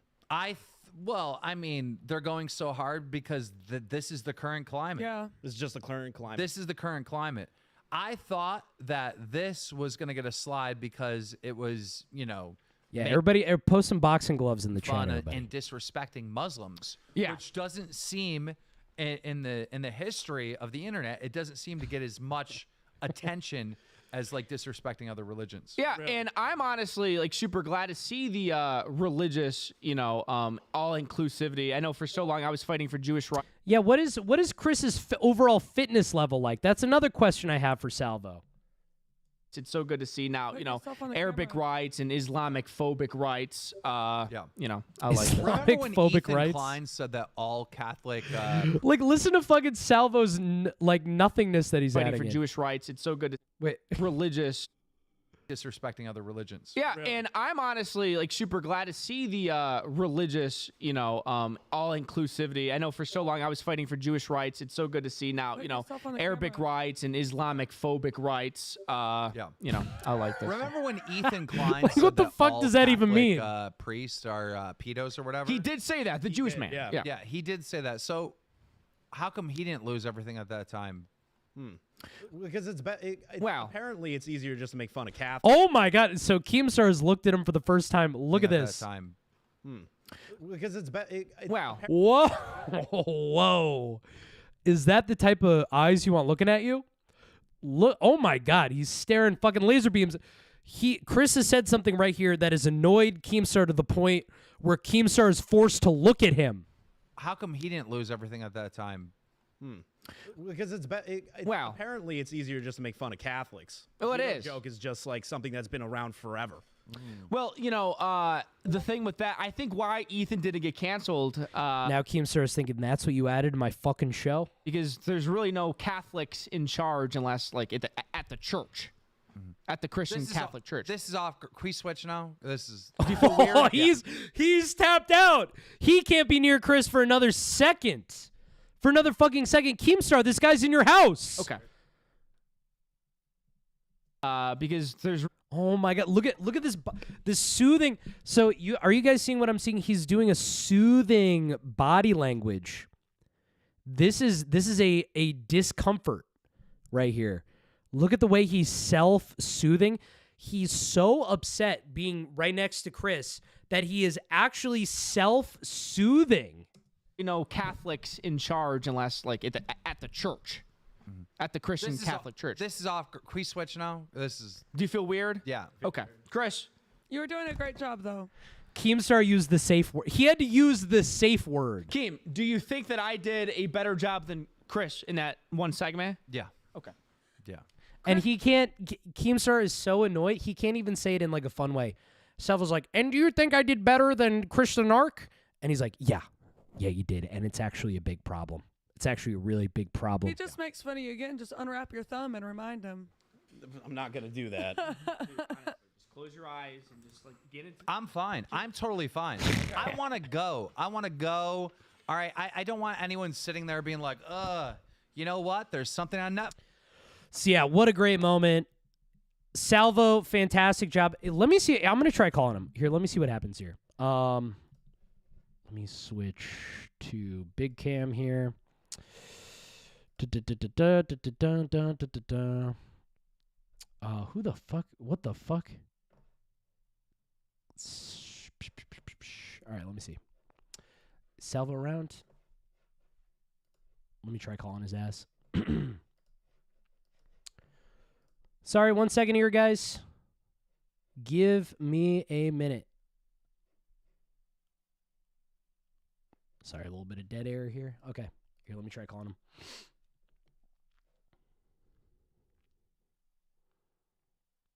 All right, it's calling.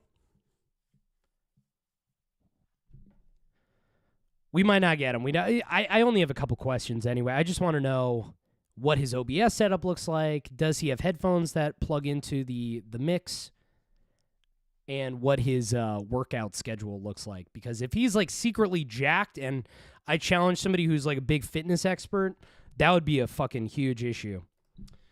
Okay. Well, he didn't pick up. Yes, CJ is a body language expert. Yeah, exactly. All right, so that's going to be it for the Keemstar show segment of the show. What else do we got on the docket today? What else is going on?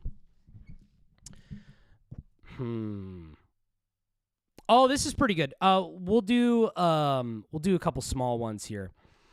So I live in a Dominican neighborhood. Somebody set it up where they set up a Grand Theft Auto server that's very similar to what my neighborhood looks like. So we're going to check that out.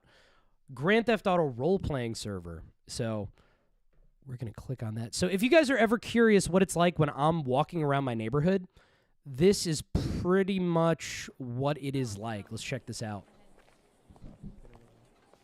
Diablo, pues a desmontar. Ese viene, seguro vino borracho, se está llevando todo. Encendido y pico. De amanecía. Yeah, this is like my street. This is like what it looks like when I walk outside. Ay, mi madre.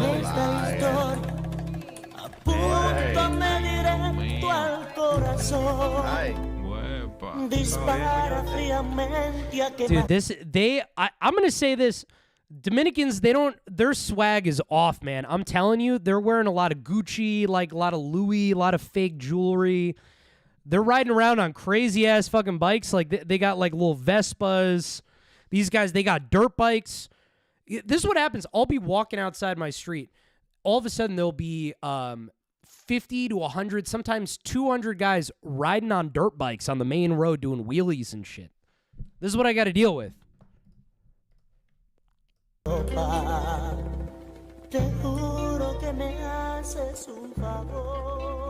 Encendido y pico.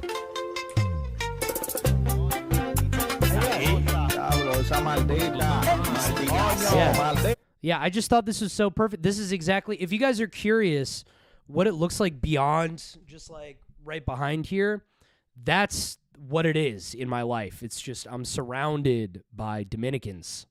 So many of them. Really, the worst thing that could happen to me is I won't say what it is. Never mind. Here, listen, we're not going to talk about any of that. We're not going to put my own life in danger, are we? I'm not that stupid, am I? Did you run into Xylee? Okay, here, let me talk about Xylee for a second here. I like Xylee. I think Xylee's cool. Here's what I'll say about Xylee.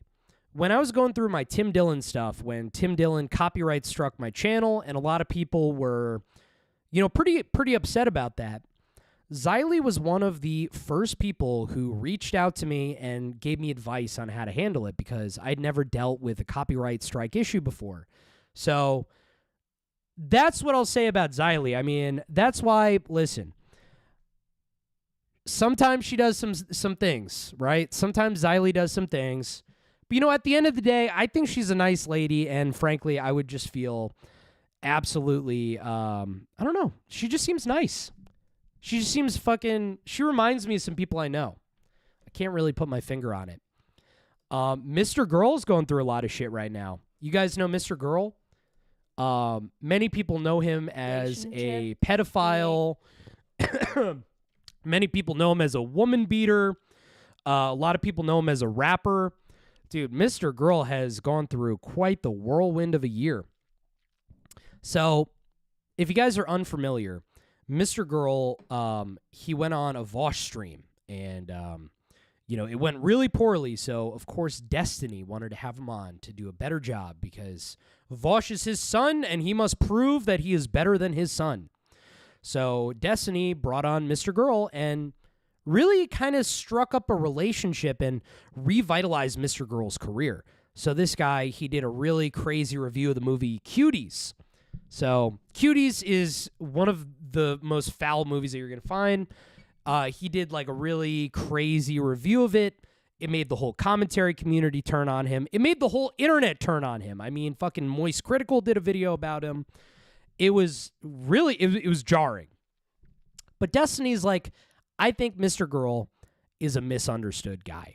I think that at the end of the day, he's a provocateur, but he's a good guy. He's worth something. Mr. Girl is bringing something interesting to the table. And Destiny, he's looking for something interesting.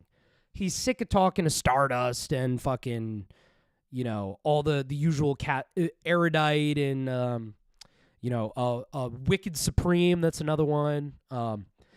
He's getting sick of all the same fucking people. Hans of Harkur. So now he has this new guy, Mr. Girl, who's saying all these crazy things, and it's subversive and it's interesting.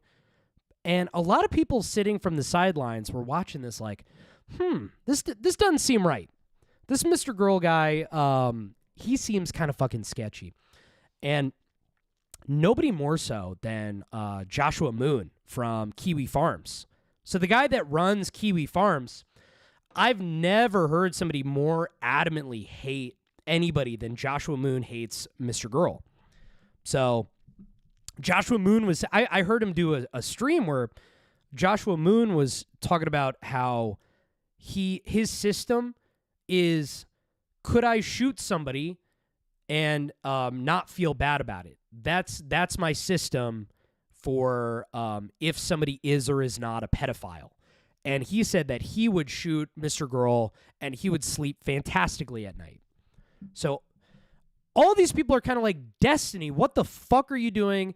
This guy is crazy. This guy is psychotic. And what Mr. Girl decided to do, let me back up a little bit. So they got into a fight. Mr. Girl got into a fight with Nick Fuentes. It became a whole thing. People were all mass reporting. It was a whole bullshit, blah, blah, blah, blah, blah. People started saying mean stuff about Mr. Girl in Destiny's subreddit, and Mr. Girl could not handle the fact that people were being mean to him in Destiny's subreddit and was asking Destiny to make all these moderation rules. Destiny, you have to make sure that these people are nice to me. Destiny, this is your community. You're allowing harassment, blah, blah, blah. And Destiny was kind of like, whatever, you're banned, like, sayonara, like, you're not allowed in the Reddit anymore, but I'll still have you on stream. Now, what happened is, this irked Mr. Girl to the point where Mr. Girl started messaging every single girl that has been in Destiny's life and asking them if he's like assaulted them or done anything crazy. And Destiny gets wind of this.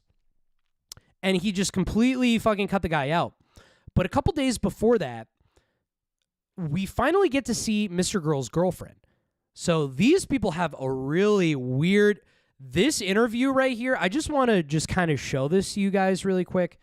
Let's take a look at this. It is... Okay, I think this is the comment that sums it up perfectly, and then I'll say what I said about it. So, Michael Walsh goes, wonder if Max is proud. He's got a partner who shares his opinion almost word for word and can't think of any large deviations between any idea she holds and Max doesn't. Crazy how well they align. Okay.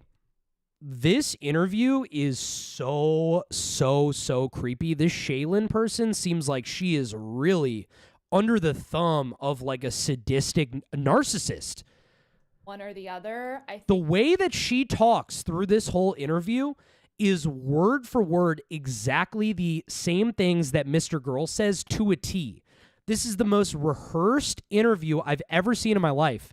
It was really kind of freaky to watch. Be somewhat difficult to see both sides. And by the way, does Mr. Girl's girlfriend wife person not look like the fucking the chick from The Shining? The one that Stanley Kubrick abused. These abuse victims, they have like the same aura. I think our relationship encompasses a lot of moments on sort of both ends of the spectrum. And I think that Max's work focuses on, as you said... Look at it, and you could even see her, look at her. So she's like literally looking off to the corner over there. And I think that Max's work focuses on, as you said... So if you looked at her eyes right there, she's looking at two different spots. Our relationship encompasses... Body language CJ is really putting in the work today, guys. A lot of moments on sort of both ends of the spectrum. And I think that Max's work focuses on, as you said, revealing maybe some of the darker, more uncomfortable parts of... Oh, yeah. She does kind of look... Who's Ethan Ralph's girl? It's like... Her name is like Faith, right? Shaylin looks like Faith. Relationship.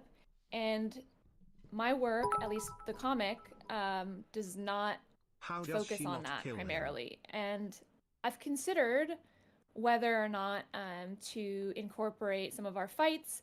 The main problem I think I encounter is that... Listen to how she's talking. She's talking in a way where she's not organically coming up with these words as the conversation moves forward. She's recollecting on what she's been told to say. It's so obvious when you listen to this whole thing. To represent the conflicts in these sort of short, punchy formats that I write for the comic. Does that make sense?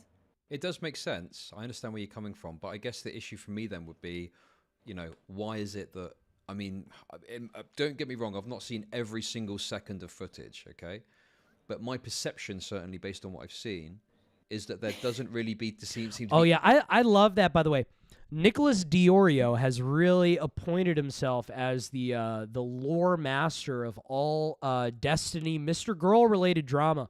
So if you guys are going to see a stream over the next couple days, very strong chance it's going to involve Nicholas Diorio giving his 2 cents about these it. light moments that you're talking about in your comics in the video. And if you're saying what we're getting is Max... Oh my God, me and Chud Logic have the same glasses on. Then why is it that all of the content seems so dour and dark and depressing in the dark moments? Where's the light? Well, that's what he's making.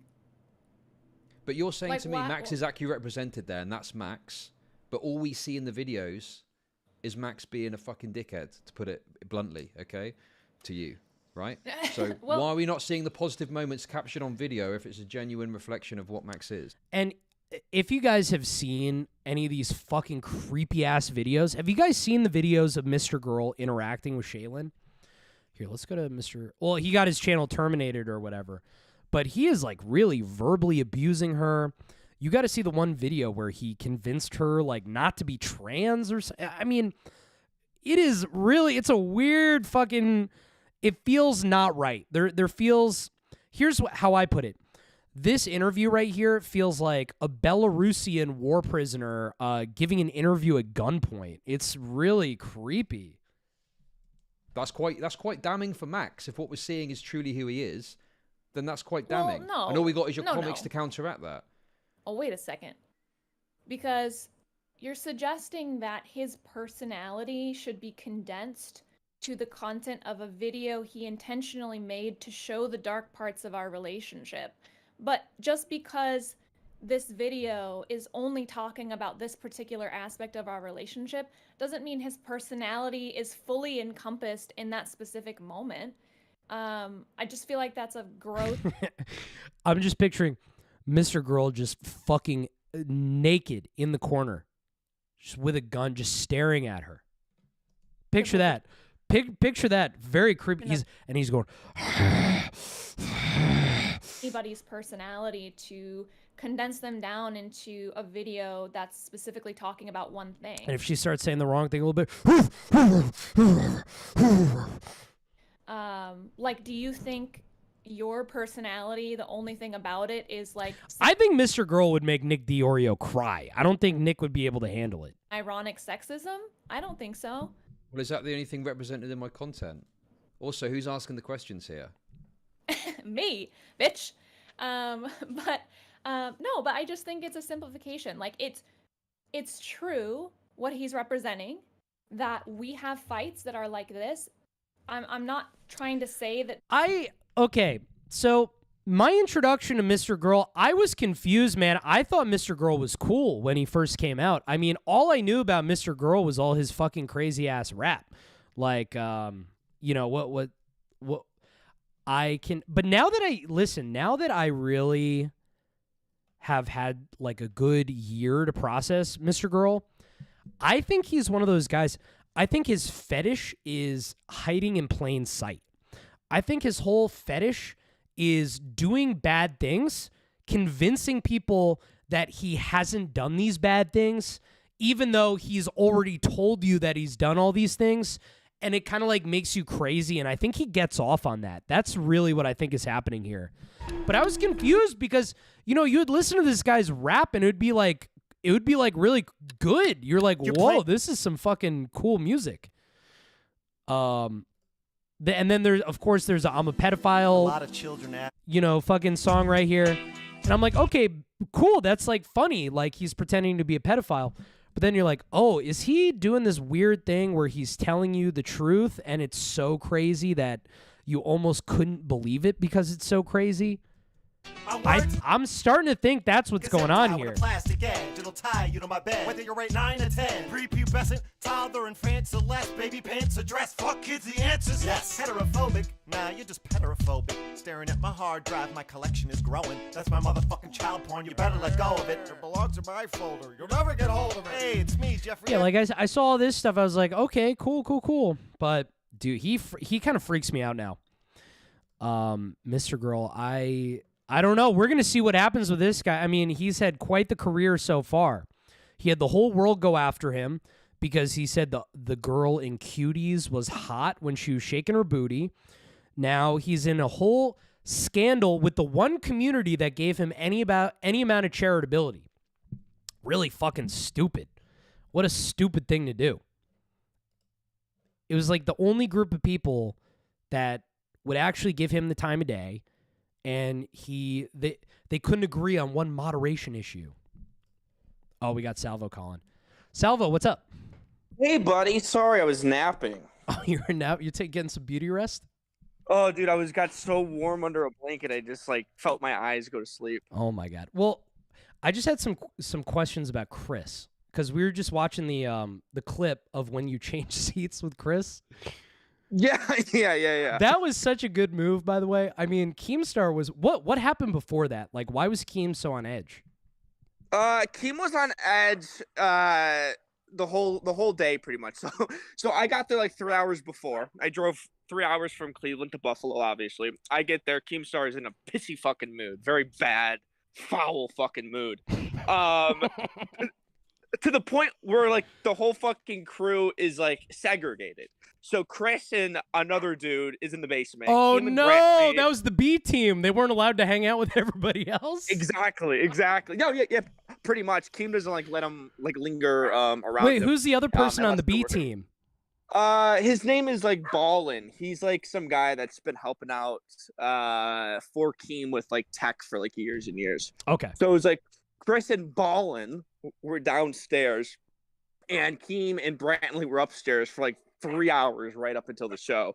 And I kind of was like bouncing around, going down from like in the basement to talk and hang out with Chris, and then going upstairs with like Keem and Brantley.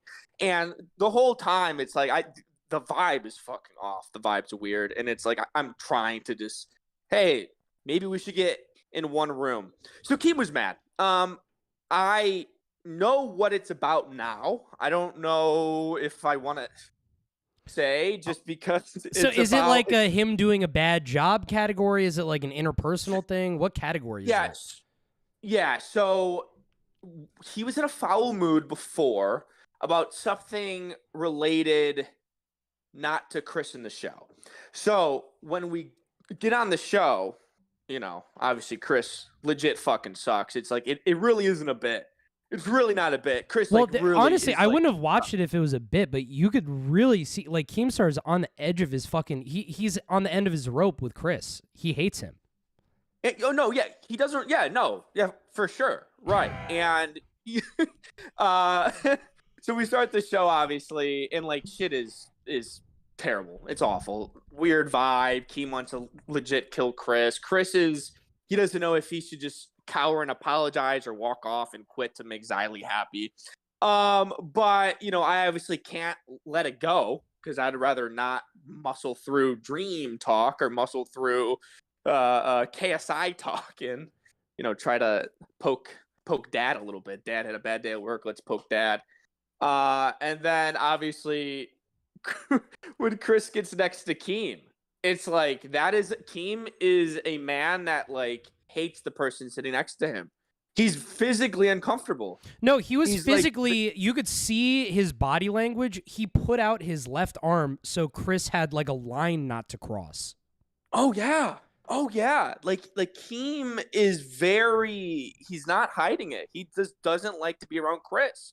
Well, why does he have him in his house? Because Buffalo's scarce, man. That's what I don't know why Keem gets so mad at me for saying that. I was telling him that. It's like, how many audio video guys are in that fucking shitty city? Not a lot. No. Like, what does he expect? Yeah, especially where he is. It's like Chris lives in downtown Buffalo, and for Chris to come out to Keem's an hour drive. So Keem is like in the middle of the fucking woods down there. But yeah, I mean, you saw it. Keem wouldn't even fucking turn his head to look at Chris. Okay, so one thing I was curious about. So a little bit before that, when you got out of your seat, you went up to Chris and you're like, "Come on, buddy, like we're gonna switch." It sounded like he really didn't want to go. It sounded like Chris kind of knew like how much danger he would be in if he sat next to Keemstar.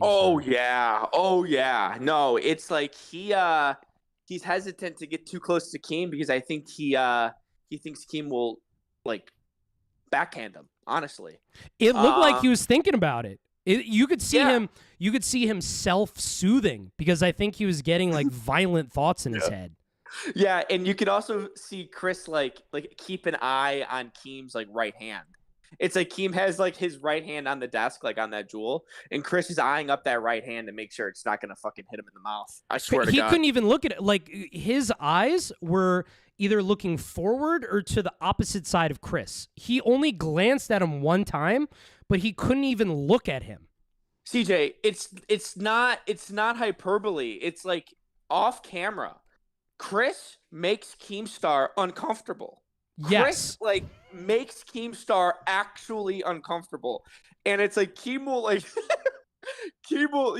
like when it's like us three bullshitting, Keem will like delegate Chris to go do tasks. So he's not just like leering around him. Oh my God. Just so Chris knows he's not one of the guys. He makes him go do fucking errands. You'll be like, okay, Chris, go do this in the basement. Go check on the audio. Go check on the lights or something. And Chris will be like, I'm on it. And then he'll fucking walk downstairs real quick. All right. What does his OBS setup look like? Why are there so many audio issue? I mean, you work OBS. I work OBS. It's not hard. Why does he have so many issues? That's a good question. And especially with like something like OBS, it's like you set it and almost forget about it until there's an issue and you need to go back in. At this point, CJ, it's like Chris is like a certified retard. Like, yeah, I don't understand. Even some of the issues I've never seen happen before. Like, I remember there was one audio glitch where as soon as he switched to like the big like computer cam, the audio would like double and there was like a reverb effect on it. Yep. It was like, how does this even happen? Yeah, I mean, that happened because he added a webcam without muting the webcam, which is like such an easy fucking check. Well, is he wearing headphones with the audio? Like, is he monitoring the audio? Yeah, his headphones are like set up to like a different headphones so he can like hear what is happening, what is happening. But dude, it's like he doesn't like everything that he does. He doesn't have like an audio booster. He doesn't know really anything about anything when it comes to anything. Like that's like, I mean, we all know about the SD card shit. He didn't even know how to me clear an was SD so card in a funny. moment. It's like Keemstar's the only guy his age that will have like any electronic device that you're thinking of. I'm assuming Keemstar has access to. And Dude. I'm assuming he's got like a library full of SD cards. Dude. So it's like you're not going to just pick up one of the fucking million SD cards that Keemstar has in his house. I know. And it's like, it was such a ballsy move when we had to prep camera and audio for this fucking haunted house shoot for 2 days. And then 15 minutes before we leave, Chris just brings his shit. I'm like, oh no. Ballsy move to have all the blame just on you and your equipment. But yeah, I mean, Keem's got like just like a boxes full of like the craziest cameras and drones and mics you have. But hired the one guy to run his new show that has no experience at all. Okay, just because Chris is at the right place one at the thing right time. though, if you have no experience, right? Like people have no experience, you got to start somewhere. But Sure. I think the thing that is seemingly so maddening about Chris is the way that he responds to the criticism in this like real like, sorry boss, I don't know what I'm doing. Like, sorry about that. I'll do better next time, boss.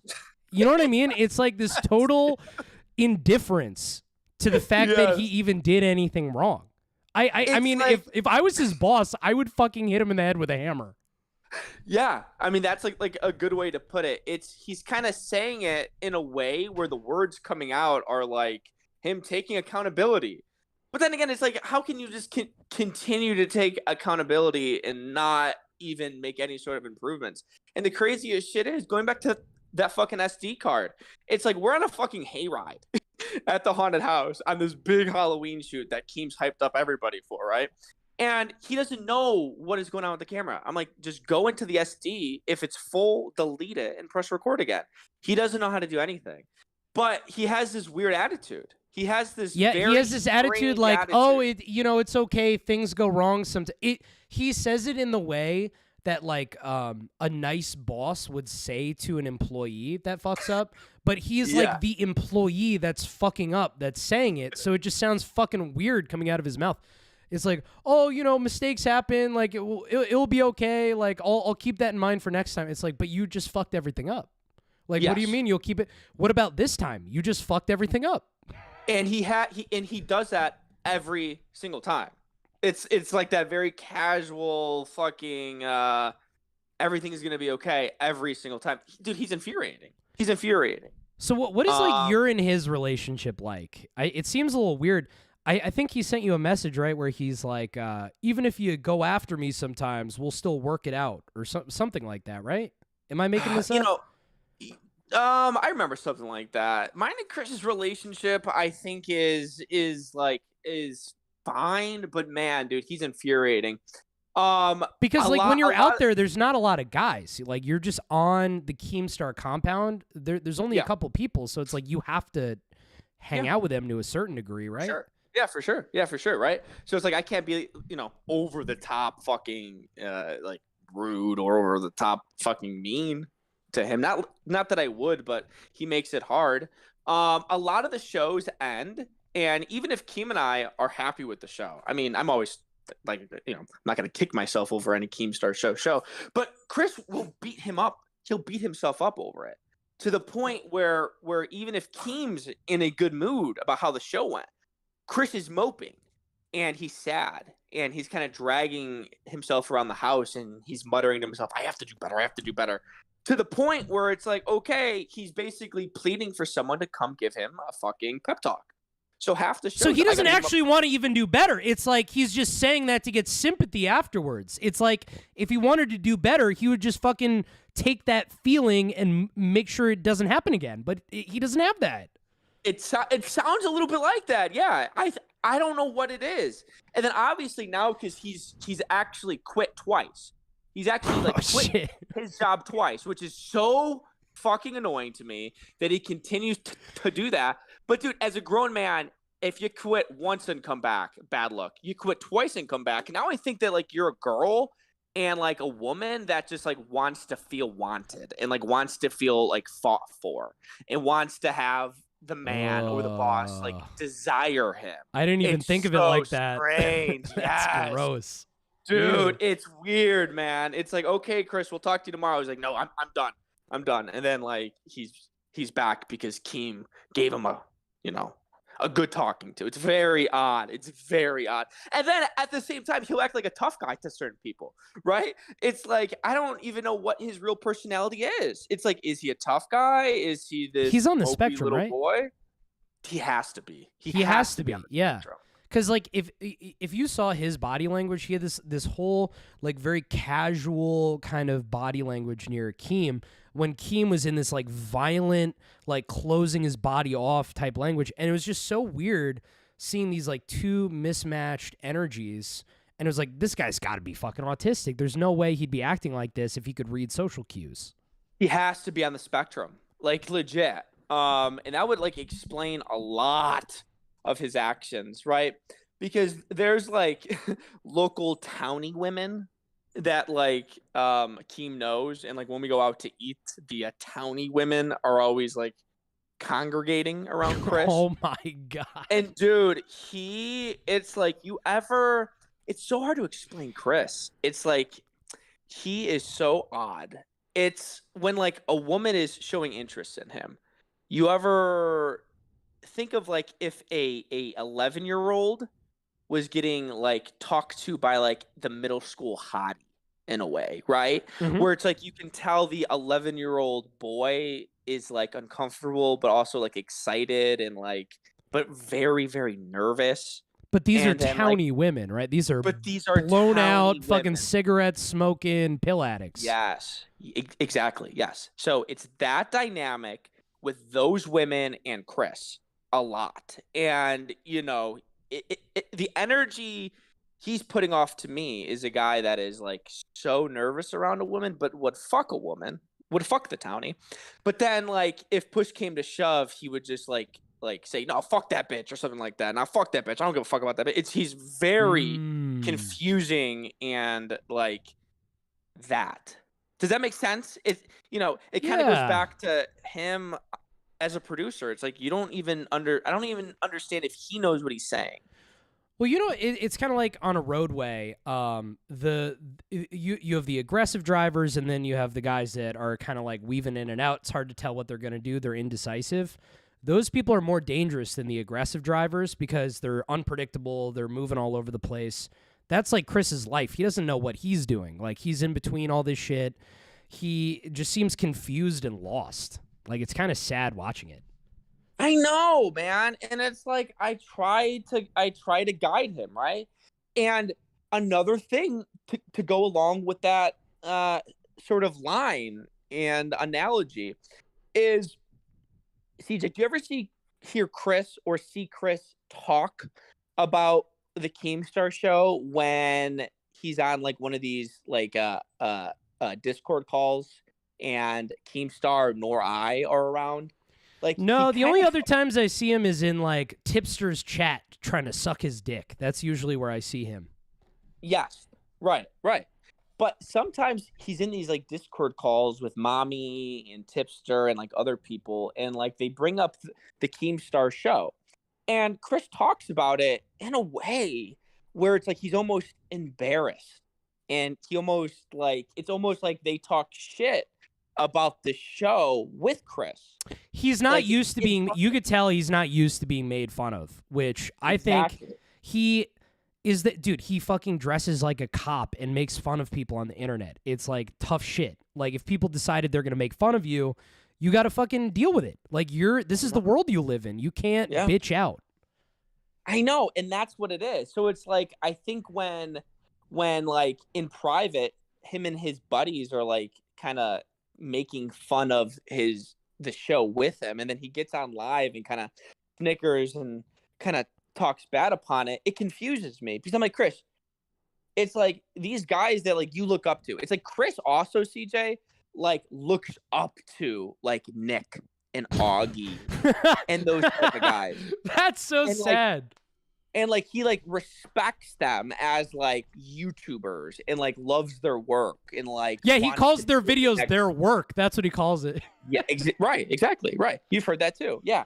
So it's like he's almost always trying to play the most popular side. He's very odd to read. He's very odd to kind of he's very easy to read. He's very easy to understand, but he's an interesting dude, a very interesting dude in like a lot of the bad ways. Okay. Oh, okay. So another thing I was curious about, what is his fitness like? Like, does he work out a lot? Like, is he a physically fit guy? No, he's weak. Is he? Weak. He's skinny, but it's like he's just like skinny because he's lucky. Like he doesn't actively try to be skinny. He doesn't. And he's an alcoholic, right? Like he drinks way too much. He actually is an alcoholic. Yeah. Okay, so hopefully, because here's the thing, I'm gonna challenge him to a fucking boxing match, man. I'm really getting sick of his shit. Like I think it's come to violence, to be honest with you. Yeah. Like I want to fight him. I think that'd be a lot of fun, and I think I would beat the living shit out of him because he's an alcoholic and his muscles are atrophied. Yeah, like last week, right? I kind of was leaning towards the side of, okay, maybe we should like lay off Chris a little bit. But then he has some bad shows back to back to back. And then he's being like a total asshole mean guy to like people that like respect him and like watch his shit. Oh, so yeah, maybe we could talk. Let's talk a little bit about that. So could you just explain that situation? You guys were kind of filling me in earlier, but give us a little update on this. Yeah, I'd be happy to do so. But my whole point that I was making with that, right? It's like, okay, now you suck at your job again, and you're being an asshole. It's like, yeah, it comes down to violence now. Yeah, listen. I'm in the same state. Like it would be.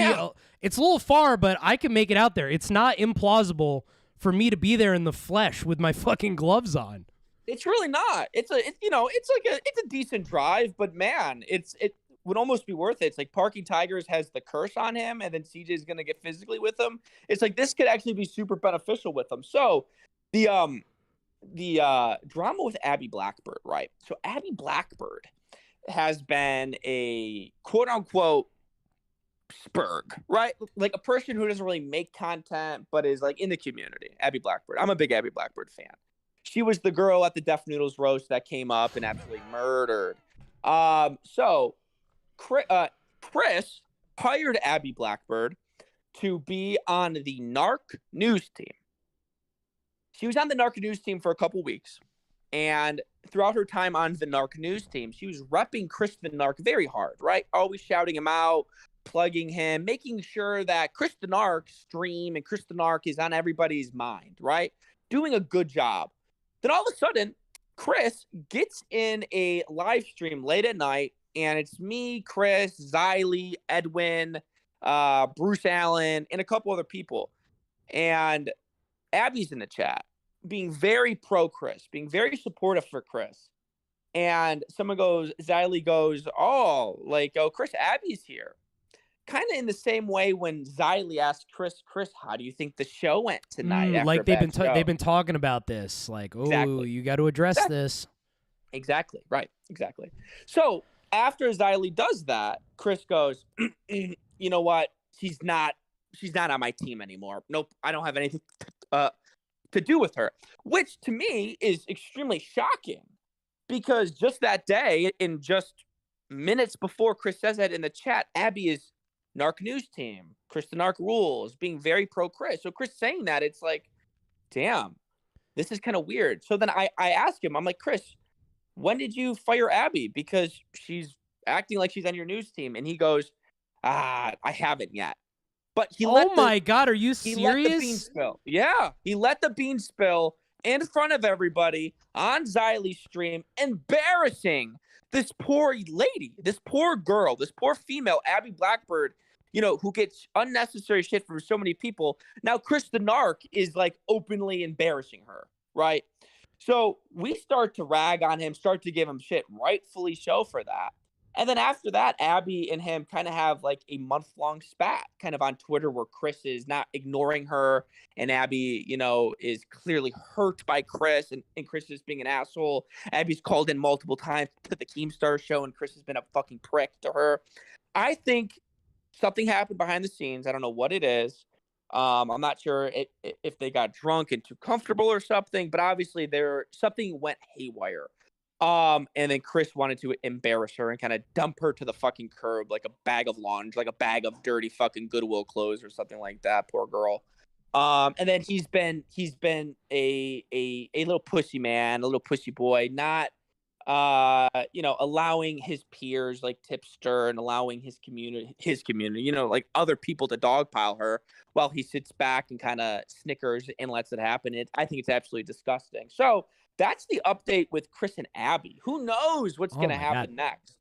When you hear stuff like that, it's hard almost not to feel bad for Chris when you're watching some of the Keemstar show clips. But then when you hear all this other stuff, it's like, well, fuck this guy. He's, you know, fucking up at his job. They're being mean to him.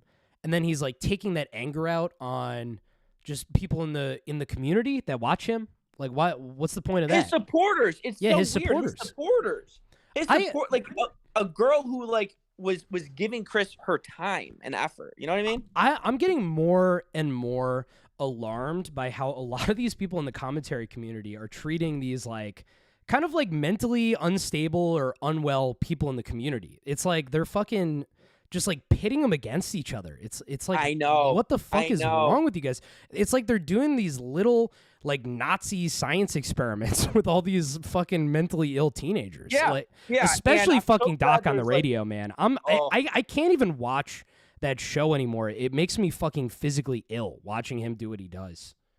Yeah, and you're right about that. And I'm glad that there's other like normal adults now around here because for so long I've been the only one kind of yelling about this. And I think I think it comes down to this, right? I think that a lot of these untalented people who are trying to play the game, right? They're trying to rise the ranks. They know drama works. They know shit talking works, but they don't want to ruffle any other quote unquote creators' feathers. No, they're not ready for like a day like I had today where I have like hundreds of Tim Pool fans fucking telling me they want to kill me. That's crazy, by the way. Yeah. So 100%. Right. So they don't want to ruffle anybody's feathers that could harm their social climbing. Right. So what they'll do is they'll pick on an audience member and someone who like dedicates time to watch them and all that shit. And they'll all will dogpile on them for literally months until the person breaks and they're no longer in the community. I mean, it's happened multiple times this year with multiple people. And like, I'm talking like, unfortunately, like fringe society people who like obviously are like literally desperately kind of pleading. Some of these people, they have nobody. They have no community. Yes. They literally go to Discord because they don't have any friends. So they're like looking for friends. That's what it is. Yes, they're like looking for friends. They're looking for like a community to like be a part of. And then they find one and then they literally get dogpiled by not even just the comments, not even just like the other commenters, like the people on the mics, which that pissed me off. Like last night I saw Tipster and Chris and other people dogpiling Abby Blackbird again on Twitter. And that's when I had to join the space to kind of yell at them and de-retard them. So that's been going on for so long. And again, it's like, I'm all for the shit talk. I'm all for all that shit. But when it's like you see a person like again, who is transgender, or they're going through something mentally and they obviously don't know who they are. And any normal adult can see that they're just looking for some sort of companionship or friendship. And then everybody is kind of just dogpiling them. It's gross. And that's what Chris is doing. So that's why I'm like, I don't even know how much sympathy he really deserves at this point, because he sucks at his job. He's ruining my fucking name by acting like a pussy a lot of the time. And then he's being a complete fucking asshole to these people who just need somebody in their corner. Yeah. And I think that's a great way to sum it up. And thank you so much for coming on, Salvo. We needed somebody from the inside to give us a little bit of an insight on Chris. I appreciate you coming on. Yeah, man. Anytime, man. Anytime, I'm here, CJ. All right, buddy. Take it easy. Bye. And you know what, guys? That is going to be it for tonight. Thank you guys so much for coming by. This has been a fun stream. What a fun way to end it. We had Salvo Pancakes call in. This has been a lot of fun, guys. Thank you so much. I'm going to get some music going, and then we're going to get the fuck out of here. I'm going to play some Call of Duty. It's going to be a blast. You guys are going to do whatever the fuck you're going to do. Let's see here. Aunt Leslie, In God We Trust. None of that. What is this? Let's try that out. Thanks for coming, everybody.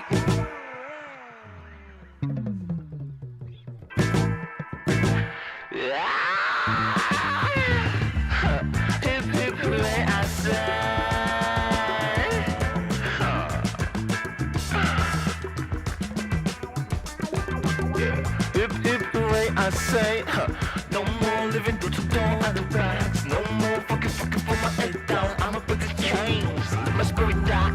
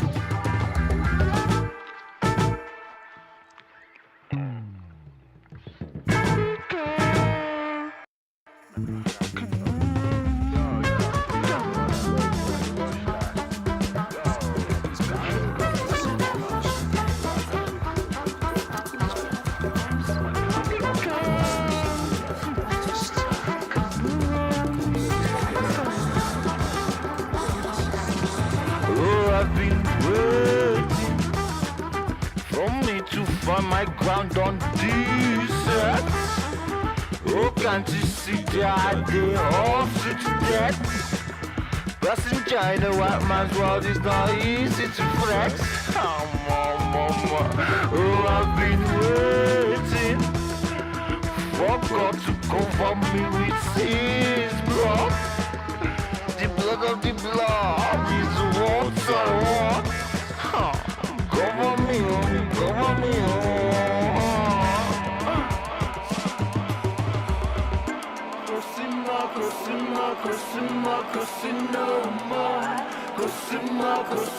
Cosima, sleeping body more. Cosima,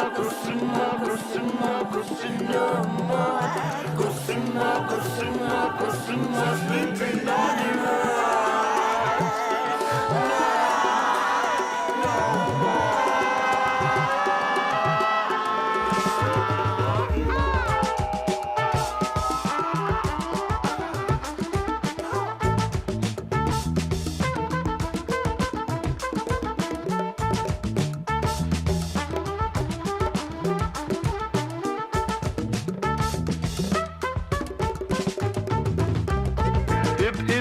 I say,